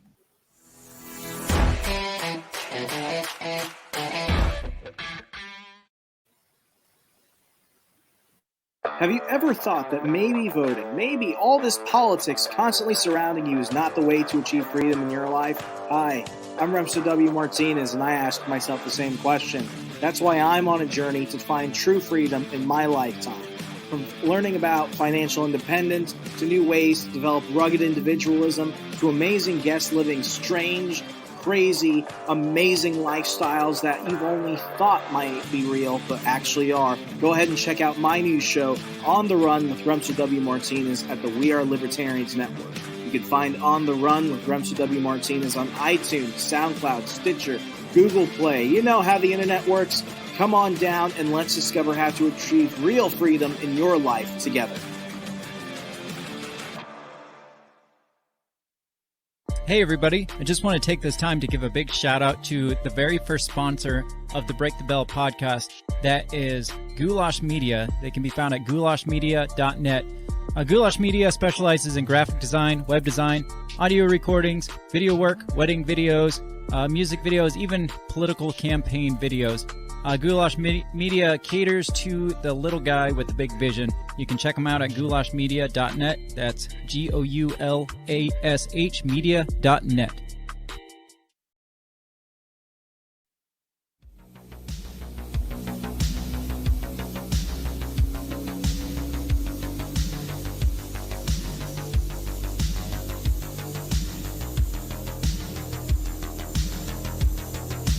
All right, we are back, and I'm waiting for Jose. There he is.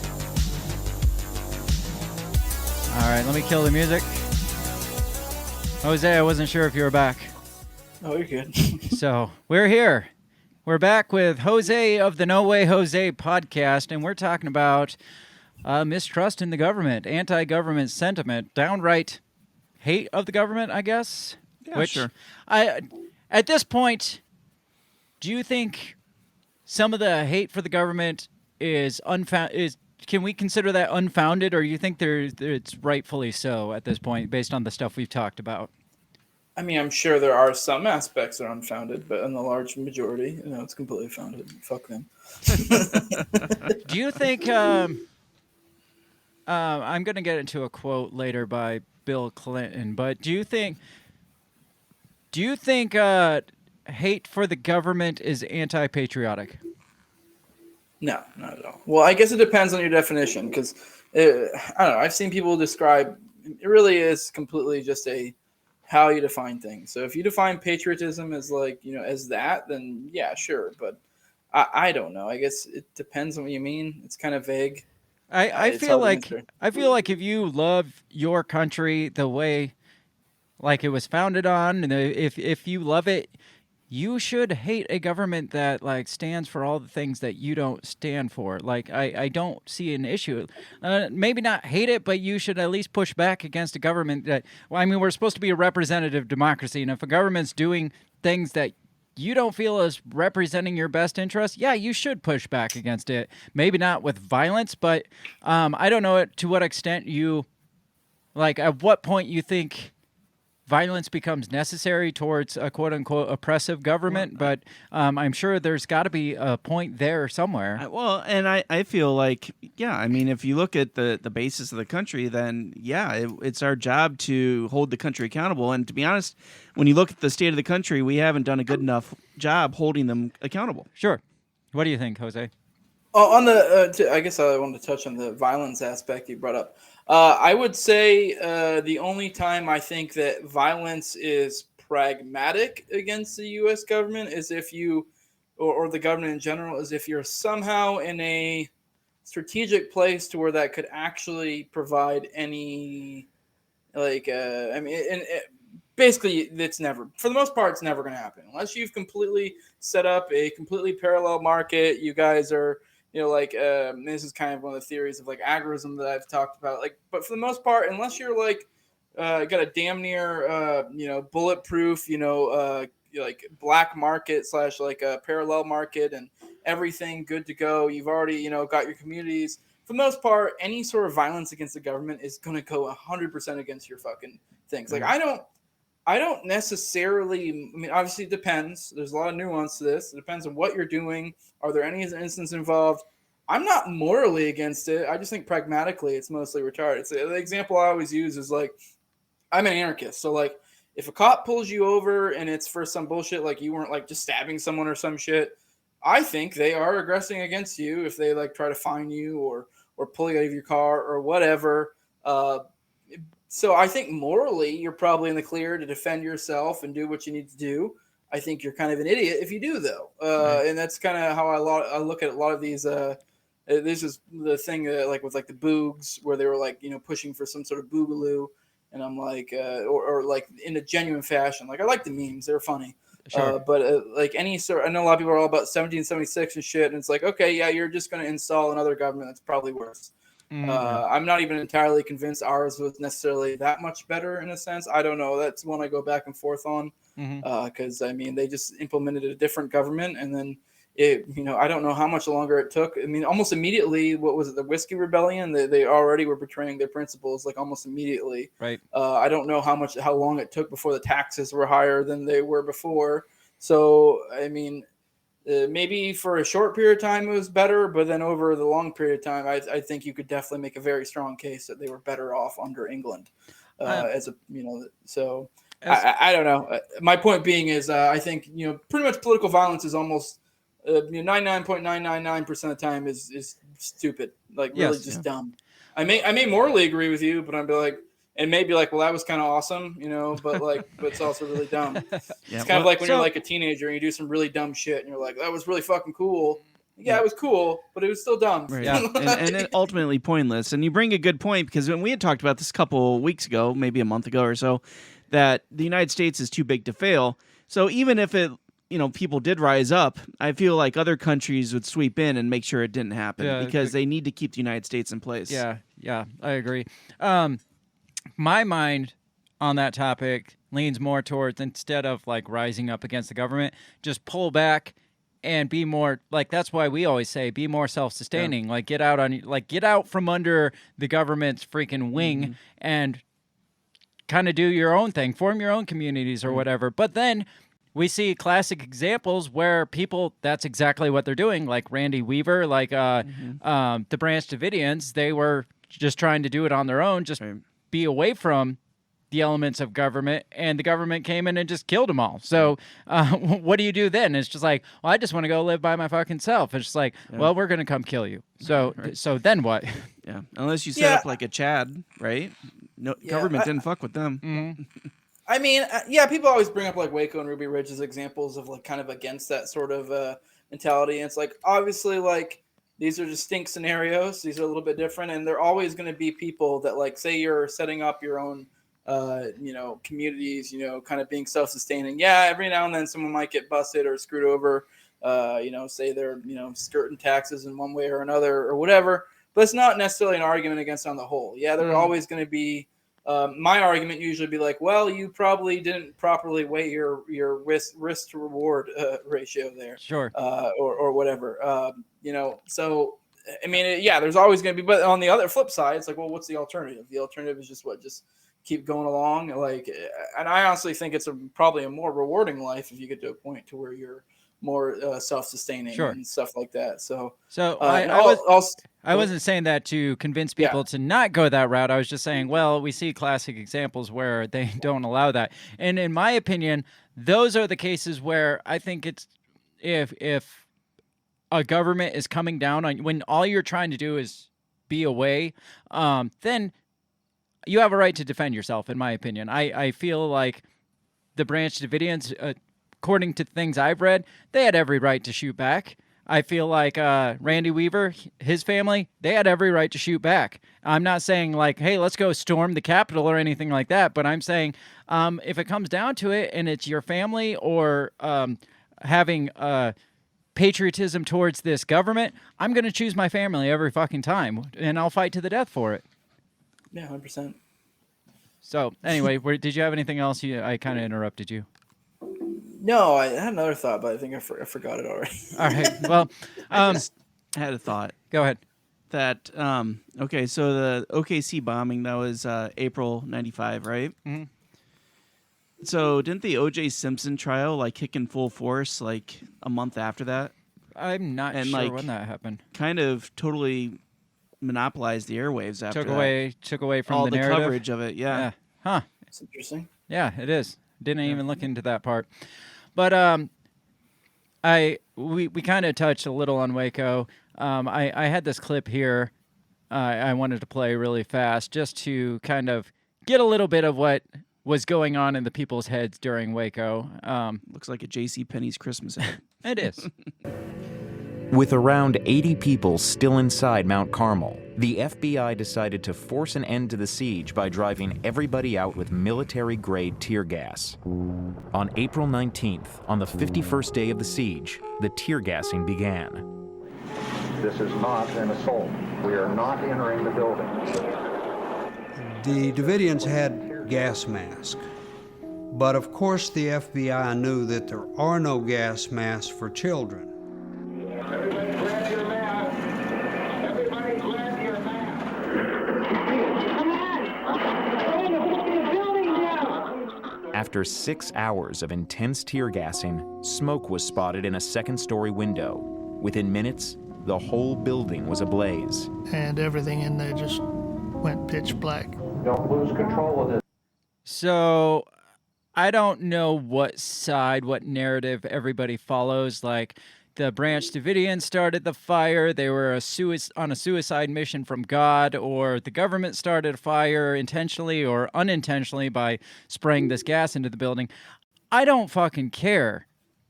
Like I mentioned before, they had every opportunity to arrest David Koresh or whoever out in the streets, and they chose this as a spectacle, and then they used military tactics, and then they used CS gas, which is outlawed for use in foreign wars, on their own people, knowing that like 26 children that were still in there did not have the possession of effective gas masks. So even if a fire didn't break out, how do you justify what you did there? I mean, I don't know. Pretty hard to justify, honestly. I have a hard time. I know a lot of people use a post hoc rationalization of the supposed, and I don't know how much truth there is to it. I'm not saying it's not true. I'm not saying it is true. The aspect of that kids were being molested there or some shit. I mean, I remember I've gone on dives on that before, and it doesn't seem to be that well founded, but I mean, there is something to it, I believe, if I recall. But I guess CPS went there a whole shitload of times and never found anything to corroborate it. Although, to be fair, what is CPS really ever going to turn up in something like that? Sure.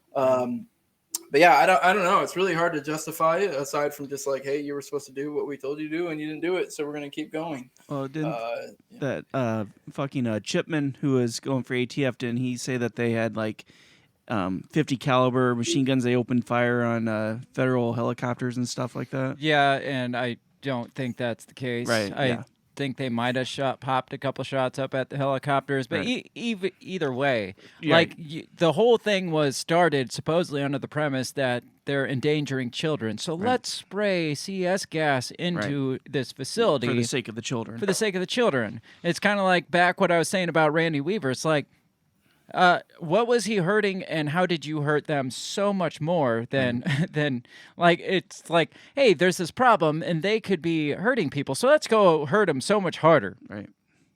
And then they wonder why there's this movement of mistrust in the government and then this is so publicized too. I mean, the compound burned down on live television. Oh yeah. We watched 86 people burn to death at the hands of our government. Right.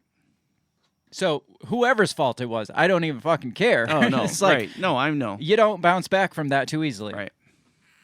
No, for sure. I mean, I definitely lean towards that it was the government that started the fire. But even if they didn't start the fire, it's like they kind of, they created this whole situation to where, I mean, I don't know. I guess, I mean, the idea that this was going to go down well was pretty stupid. I don't.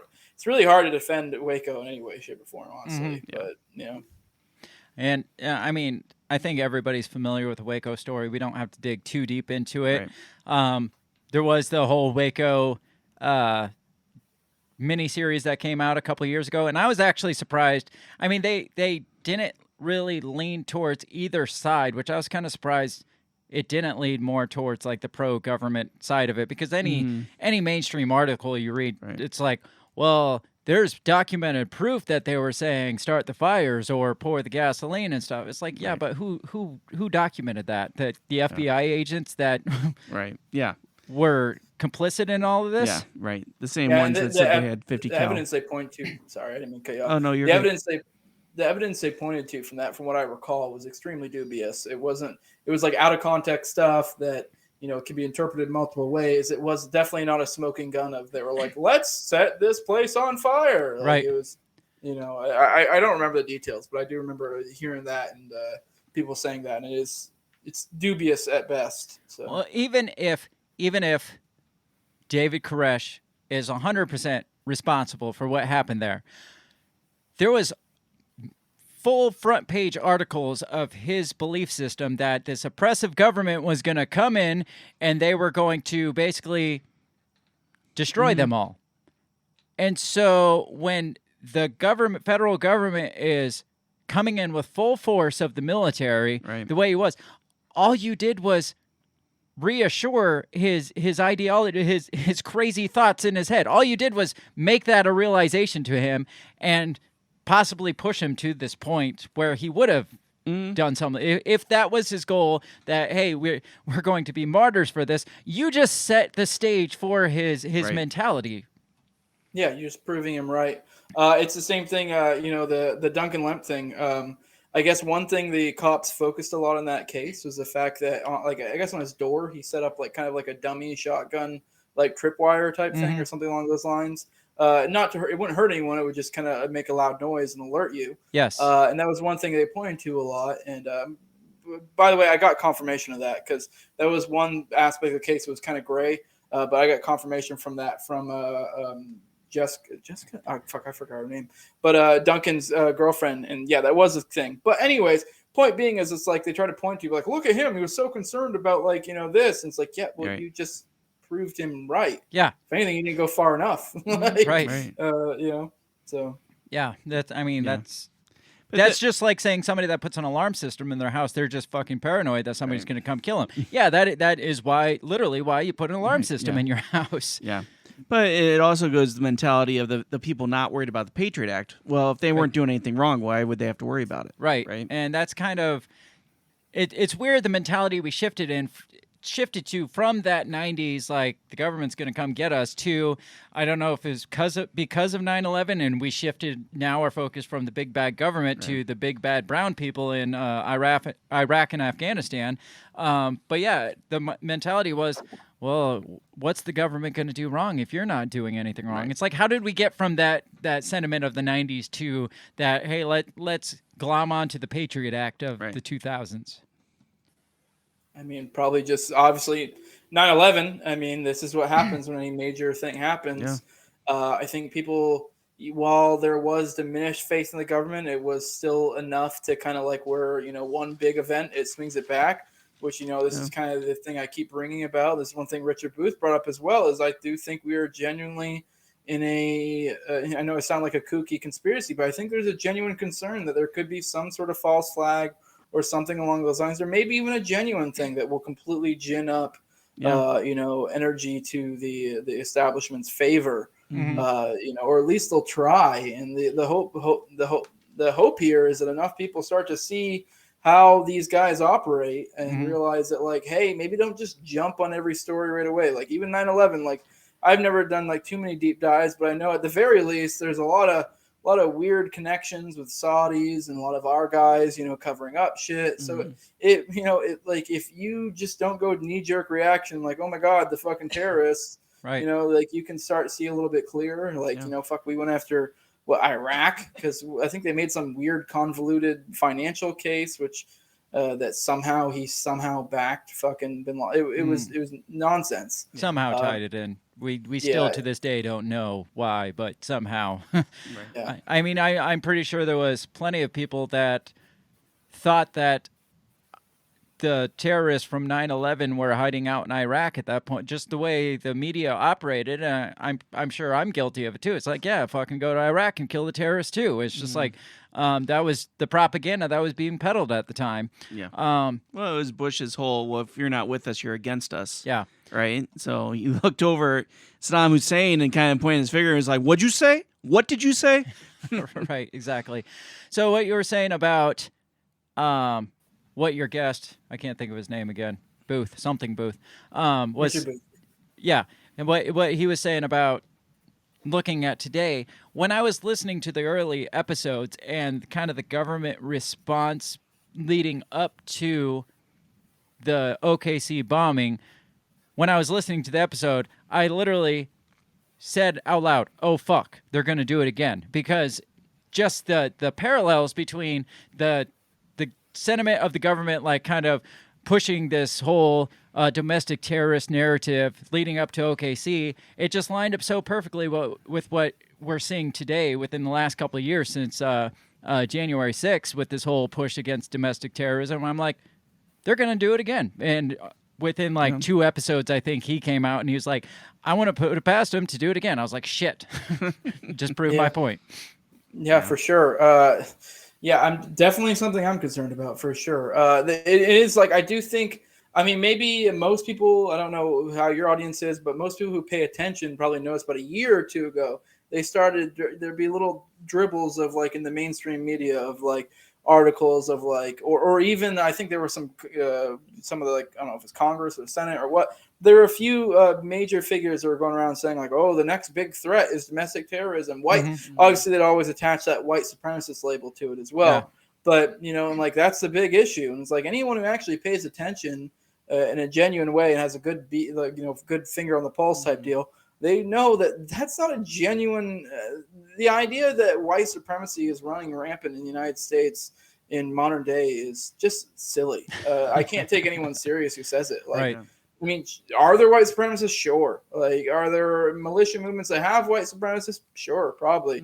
But the idea it's some sort of, actual legitimate threat of like white supremacist groups or even Christian nationalists, which I know some people make that case, it's just silly. Like, I can't take it seriously, especially when you kind of like have a beat on like what the militia movements kind of look like now. It's probably a lot of generic right wingers and then a lot of the boog types right now, probably. Yeah. So. Well, I got this article here from 1995, May 4th, 1995. So this was just after the OKC bombing, and there's so many parallels. It almost sounds like it could be written like post-January 6th. So I wanted to read a little bit from this. This is titled, The Militias, Guns and Bitter. It's not even good. I gotta say that. It's just this a shitty title. Yes. I thought it was gonna be like a good pun. Nope. Like, no, it's just dumb. Nope, not at all. Nothing.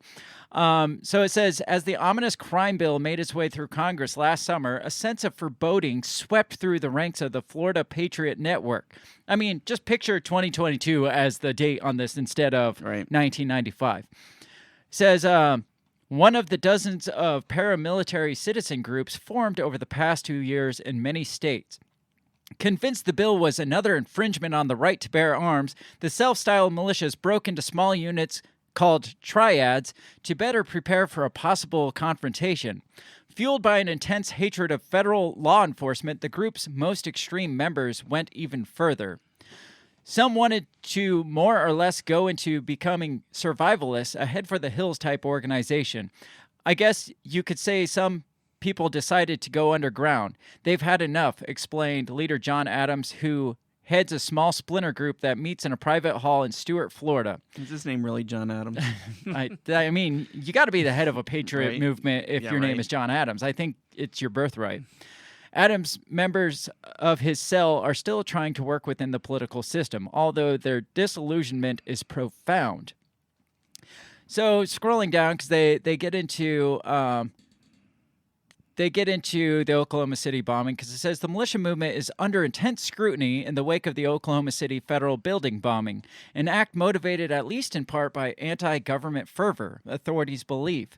With suspect Timothy James McVeigh linked to extremist militias in Michigan and Arizona, the groups suddenly are no longer seen as largely harmless, weekend warriors donned in camouflage and battle fatigues. And that's kind of, I feel, what most people... Like, you basically describe that as the Boog movement today is, like, most people just see them as, like LARPers running around in fatigues carrying AR-15s. Yeah. Not take them serious. But it's going to take, like, I feel like the government needs an event like the Oklahoma City bombing for people to take that seriously. Yeah. And that's why it scares the shit out of me. And that's, because they were trying to do that with January 6th, right? I mean, tried to make it real scary, tried to take over the Capitol building, AOC crying in her bathroom, whatever. Right. And it just didn't pan out that way. The whole trial this summer they thought was going to be the biggest blockbuster since Top Gun 2. Yeah. And nobody cared. And so, they need something else to make that threat real to them. And they're due. Right. I think he brought up a good point there with the January 6th. My hope is because it does kind of seem like, if you're just going to read the tea leaves of what the elites are doing, is they were kind of trying to make January 6th in a certain sense. Maybe they're OKC essentially, where like, maybe they were like, we won't go as hard because, they're not really willing to commit, being safe kind of deal. And they're like, well, we'll just do this. And like, we can gin up, and it didn't work. And if anything, it made their problem worse. Right. And the only thing I can hope is, and I think there is some genuine truth to the aspect of why they, if we're going to, make a lot of conjecture here, why they did January 6th and not an OKC right off the bat. It's because in this modern day, they kind of can't get away with it as well as they could in the past. It's a lot harder. There's so much more moving stuff going on. They have to be just blatantly shuffle things under the rug to alert too many people. I definitely think, there's something to that. And even then with January 6th, a lot of people, like a lot of stuff started coming out and you're like, come on. You're fuck with me, right? And my only hope is if they do some sort of OKC, it will be like right off the bat. We have like people like me and you, and then Richard Booth, and a lot of other people are already kind of pointing out like, hey, I wouldn't be at least be surprised if something pops off. So if something pops off, it's kind of like, at the very least, obviously I don't want anything to happen. I don't want any innocent people to get hurt. To be clear, if the mirror building only got ATF fucking people, I wouldn't be as enraged about it. Right. I still would think it was dumb. But the fact they took out kids made it abhorrent. And obviously, I'm sure there were a lot of civilian people there. They're just I don't know, probably some little grandma working a part-time job as a receptionist. It's kind of hard to bill her and be like put her on the same level as like a through and through ATF agent. Sure. But so. Point being is, I hope if there's something like this does happen that, people, kind of like right off the bat are like, fuck you, get out of here. And, I'm sure a lot of things might come to light real quick. But I don't know if you guys saw that Anne Hesh thing, which I haven't really done a deep dive in that yet. There's a lot of weird shit right off the bat. They're like, what the fuck? And so I'm hoping that like if something like OKC happens, especially when you're dealing with so many moving parts, so you to set up an op like this, there'll be, hopefully just like a myriad of like, people like, look at this bullshit, look at this bullshit, look at this bullshit, and it's it'll glow right off the bat. Right. Yeah, that's why I think it's important to do episodes like this where we like take a look at the past, because we can make so much parallelism. Like I said, reading this article, you can put the date 2022 on it and see how the government mindset works, and see how the narrative works, and it's like the exact same narrative that they were pushing back then, they're pushing today. This goes on to say, with President Clinton pushing for stepped-up law enforcement authority against domestic terrorism, fallout from the OKC bombing has begun to shake the militia movement. And you brought up a good point, Craig. Government doesn't change their strategies, right? Yes, right. They keep doing the same stuff over and over again, and they just hope to distract you with other stuff so you're not paying attention. But they've been doing the same shit for the last 50 years, right? It's so if you notice the patterns, you can kind of try to pick up, and that's why, like you said, another OKC seems evident with when you follow the patterns and the cycles. So the one sentence I wanted to read, I alluded to earlier, was it says President Clinton this week escalated his criticism of paramilitary groups that espouse violence. He said, "We must also stand up against people who say, 'I love my country, but I hate my government.'"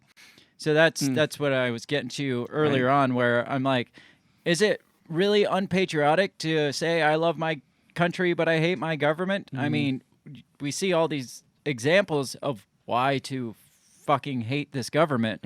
And then even if a lot of these situations were exactly by the mainstream narrative, like the OKC bombing or Waco or Ruby Ridge, even if the people were 100% at fault, the fact that there's so much cover up and it's hard to find, like, get a straight story out of the people that are supposedly giving the true story, it's like, we've said all the time, it's like, you'd do yourself a favor in the eyes of conspiracy theorists if you would just come out and be open with shit instead of covering up so much shit.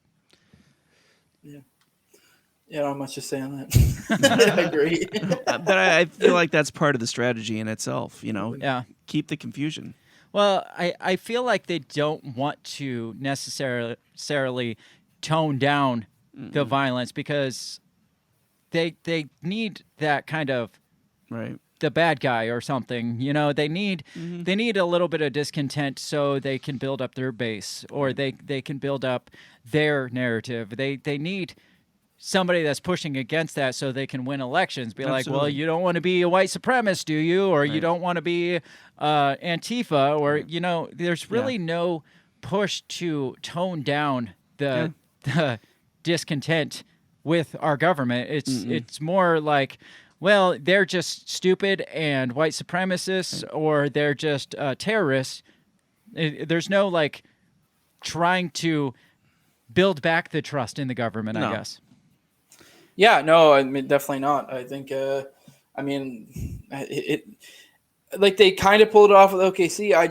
I think we're getting to a time, and I'm kind of repeating myself here, that where it's getting harder and harder for them to pull this off. You know, so, I mean, I guess I am hopeful for the future, although, I mean, I'm literally on here saying I think, you know, another something similar to an OKC event is inevitable, but I also think the fallout from it will probably not be the same, or what they're looking for. I think, you know, they are, you know, like you guys are pointing out, repeating strategies. Their playbook kind of stays the same. I mean, to some extent, like I was kind of implying, I think if we're going to kind of play, you know, if we're going to conjecture here, I think, you know, there's maybe a chance they went with a January 6th narrative, hoping that would actually work, and it didn't. So I do think they are to some extent mindful of their pitfalls, but I don't think enough. I think it's just going to keep backfiring. I think if this does happen again, I mean, it depends. I could be wrong, could eat my words. Maybe I'm a little more hopeful than I should be. But I really don't think we're going to get this, like, you know, people really completely buying back into the narrative if something like this happens. I really think, I mean, unless they pull off the perfect op or some shit and, like, you know, no holes in it whatsoever. Which in a certain sense, they almost have more capabilities to do stuff like that now. Yeah. But the same point, not really. It's kind of this idea of centralized power versus decentralized power. Like, yeah, they may have more, you know, they can do deep fakes and stuff like that, but we have, like, you know, 1 million autists just looking for shit. So it's only that power is only growing. So yeah, maybe individually they aren't as powerful, but, you know, as a group, you know, that are, like, not operating, you know, cohesively in some sort of centralized manner, yeah, it's going to fuck them. So, you know. Well, and I feel like they almost got everybody pulled together when COVID kicked off. I was just going to bring up COVID because and how that applies. Because when it first started off, I mean, I was like, oh shit, you know, and, you know, I would come home from work and take off my work clothes, throw it in the washer, you know, just was super careful and everything, and until all of a sudden holes started showing up in the narrative, and then it started like, what the fuck, you know. But I remember people putting signs up on their windows like, we're all in this together and stuff that, you know. And so they almost had a 9/11 moment there where we all came together as a country. But I feel like, speaking of, I guess, mistrust in the government or anti-government sentiment, I feel like COVID produced more of that than even 9/11. Well, 9/11 brought it up, but even like Waco or Ruby Ridge, I think COVID kind of made that more of a mainstream mistrust in the government overall. Yeah. Yeah, they overplayed their hands so fucking hard there, like so hard. Like, and it's I don't know if it's like the contrast because yeah, like I mean I'm like an anarchist. Like I fucking like I'm not a big fan of government. Like, but when this COVID thing came, like don't get me wrong, I was very like. I was skeptical, but I also was like, well, I'm going to operate, as if it's worst case scenario. I still never advocated whatsoever for shutdowns because I knew all the, theoretical implications of that. Mm-hmm. But even then, still, I was like, when it first started kicking off, I was like, you know what? I'm going to get way back in shape and start eating better because I knew that, like, hey, I probably should be in better physical shape because I had no idea. At that point, all we really had was all the crazy videos from China and shit. And I'm like, I don't know how much this is bullshit, how much is real. So it's like, I might as well act like it could be. And I knew, the best thing to do probably is to get in shape, eat better.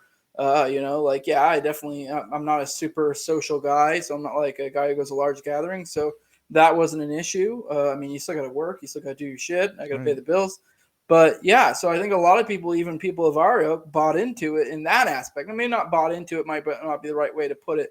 They're still like, okay, because they kind of gave you like a sort of plausible narrative, right? And they hadn't really fucked us over super hard in a while, so we're like, okay, whatever. I mean, they had, but you know what I mean, not in this grand type of way. Yes. Like it's like we're on a different level now. Like, we have COVID, we have January 6th. Right. Like it is like, and if there is this perspective, like OKC thing, these are differing levels in the shit we had experienced before. Right. I mean, don't get me wrong, there are other landmark events like OKC before.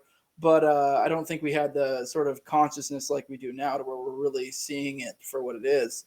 So, yeah, I do think that they definitely overplayed their hand. That's going to probably, backfire. I think maybe that's a lot of what this is trying to I don't know, grasp at straws to kind of pull their shit together. I think their shit's unraveling. Absolutely. I don't know. Yeah. I don't know how this presents itself at all. I don't know. It's not like I think the federal government's going to, disappear anytime soon, but I don't know. For the next decade, I wouldn't be surprised if we start seeing secession movements. We start seeing, certain states start, kind of flouting the federal government, doing whatever the hell they want. I don't know, maybe more militia movements, or like, I don't know, more people, more parallel economy type stuff sprouting up. But I think we're also going to see with more of that, I do think we'll see the inverse because I think, we always see this Agenda 2030 shit or whatever.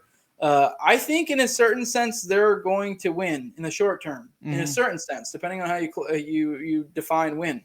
Because I know everyone's seen that, you'll own nothing, you'll be happy. If anyone's read that article, they point out that this like fantasy, utopia to anyone who's like, has any sort of grasp on, libertarian theory. There, it's the opposite of utopia, but how they're trying to present it was like utopia, like, oh, everyone will all get along, and whatever you need, you'll just, you'll get it.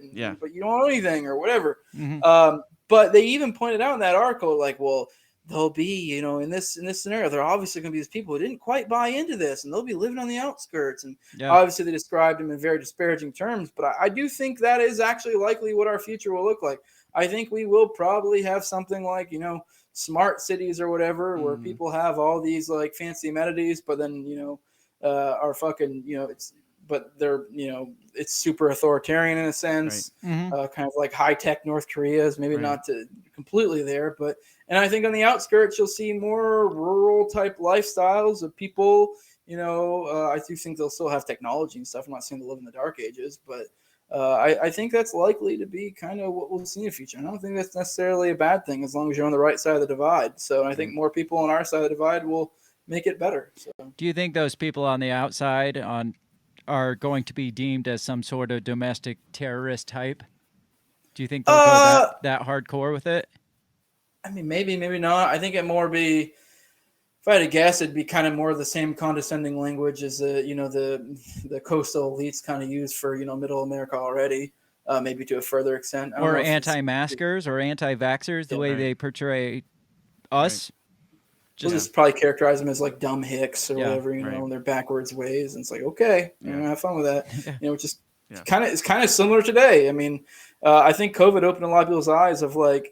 I'm not holding it against anyone who lives in a city type lifestyle, but I don't know. It sounds like a fucking nightmare to me now that I live in the country. I have a couple acres, and I mean, I don't think I'm at all country, but like like I can't imagine having like an apartment with my family in the fucking middle of the city or some shit. It'd be a fucking nightmare. Yeah. I mean, I mean, I had a friend of mine just a year ago in New York on vacation, so that they were quarantined, just being in town there. They had to stay in their hotel room and stuff.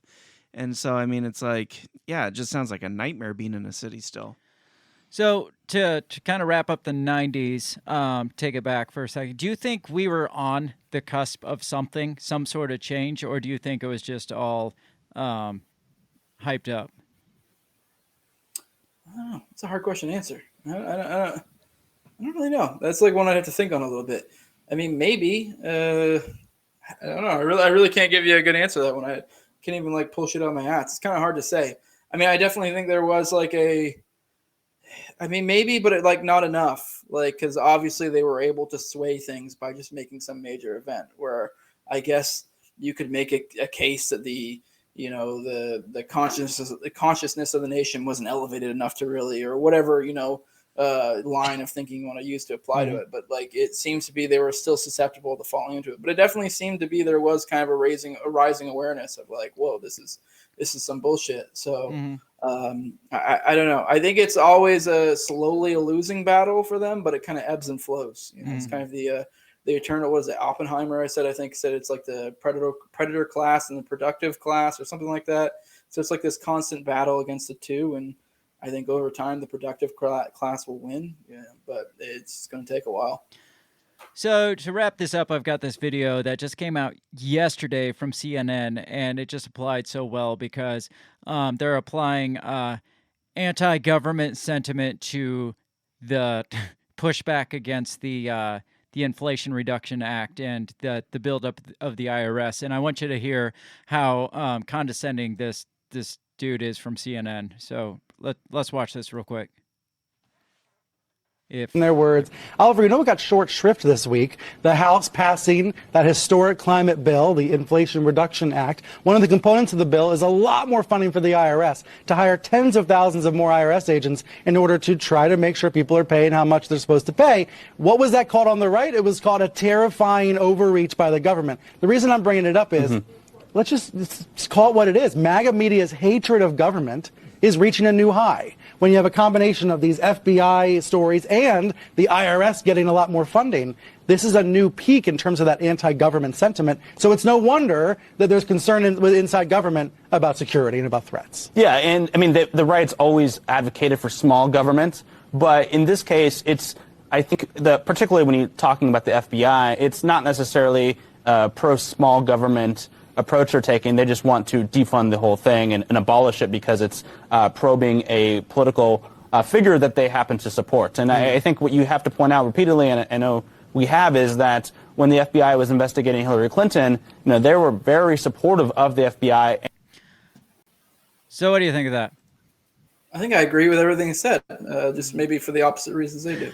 yeah, exactly. Like, I don't know if it's a Freudian slip, but do you notice how when he said the Inflation Reduction Act, he put air quotes on it? He's like, the Inflation Reduction Act, like, we all know it's not going to, like, reduce inflation, and he's supposedly siding with all these bills. He's like, this historic bill, the Inflation Reduction Act. It's like, do you think that was a Freudian slip that he knows, he secretly knows, but he doesn't know? Right. I don't know. I wouldn't. I don't know if I'd necessarily apply too much thinking of that. Yeah. I mean, I think he's maybe, an idiot. maybe not. Maybe he just really likes using air quotes. Yes. Maybe he just misuses air quotes. Right. Like Donald Trump uses his accordion hands too yeah. much. But the part that got to me was he's like praising this buildup of the IRS by adding like 80,000 members. He's like, yeah, all we're doing is just going to try to make sure people are paying their fair share of taxes. And the right obviously conflates this and pushes this whole anti-government conspiracy. And it's like, I don't know of any way this could turn out good when the IRS is on their job description saying you have to have the mindset that you could use deadly force if needed. Yeah. Execute warrants and do arrests. Yes. I mean, they just became the largest federal police force. Yeah. Right. And not to kick this can down, but when you look at the WEF's plan to, take away private property and make you happy about it. If you want to take away someone's private property, what's the best way to do it? You're not paying your taxes on it. We got to take your house. Yeah. Just remember, kids, it's always moral. Yes. Just maybe not smart. So to wrap this up, where do you think we are with anti-government sentiment today? I know you basically had a dire prediction that, hey, we're probably going to lose in the short term in this, but do you think more people are? Do you think people are actually rising up to where they may do something, or do you think it's mostly just like social media swinging dicks around? Well, okay. I guess there's a couple of things there. To do something, I think. I guess it depends. I think what the problem is, too many people, and this is kind of a problem with statism as well as it is with libertarianism, is this do something. It's kind of like every time there's a gun thing, or like a mass shooting, we have to do something. And I think a lot of the same thing happens with all like libertarian circles. We want to do something, and ironically, it typically ends up being political action. I'm not trying to have an argument with that. Sure, maybe there's some merits to political action, but I think, like you kind of were getting at earlier, the best thing you could do is start setting up your life to be more independent. Obviously, weighing the risks to the benefits. I'm not saying immediately stop paying all taxes, but maybe look into ways that you could shuffle things around or whatever, or what have you. The more money you're keeping, the better. Create multiple fucking revenue streams. Start I don't know, trying to interact locally with people if you can. A whole myriad of things. Which is essentially just creating a counter market or a parallel market or what have you, because I think that's really the only true way to win in the long run, or to have a better. And that's and the other thing I want to touch on is you said, oh, we'll lose. I actually, to be fair, I'm not like trying to shit on you or anything, but I said the global World Economic Forum or whatever is, I think they will win, at least in the short term, but I also think we'll win. If you're on the right side of the thing. A lot of people talk about this white pill, black pill bullshit. I'm not a big fan of that, because it's a matter of like, okay, it depends on what you're doing, really. Not everyone's going to make it, but I think some people will do well. And the future I kind of, sort of imagined or whatever, where we have the people living in the outskirts, I actually think they'll probably have more rewarding, fulfilling, and just better lives in general than the people living inside. Oh yeah, living in the pod or whatever. So yeah, it's like, yeah, cool. You won't have these fancy, some of the fancy amenities, but is that really what life's all about? I don't think so. I think a lot of people would prefer having slightly more outdated technology, or maybe not as much amenities. Oh, cool. I have a pool that's a quarter of a mile down the road or whatever, or as opposed to, I think a lot of people prefer to be like, well, I'd rather have my 2 to 10 acres where I don't have to deal, or I have my own little slice of paradise. I think a lot of people would prefer that.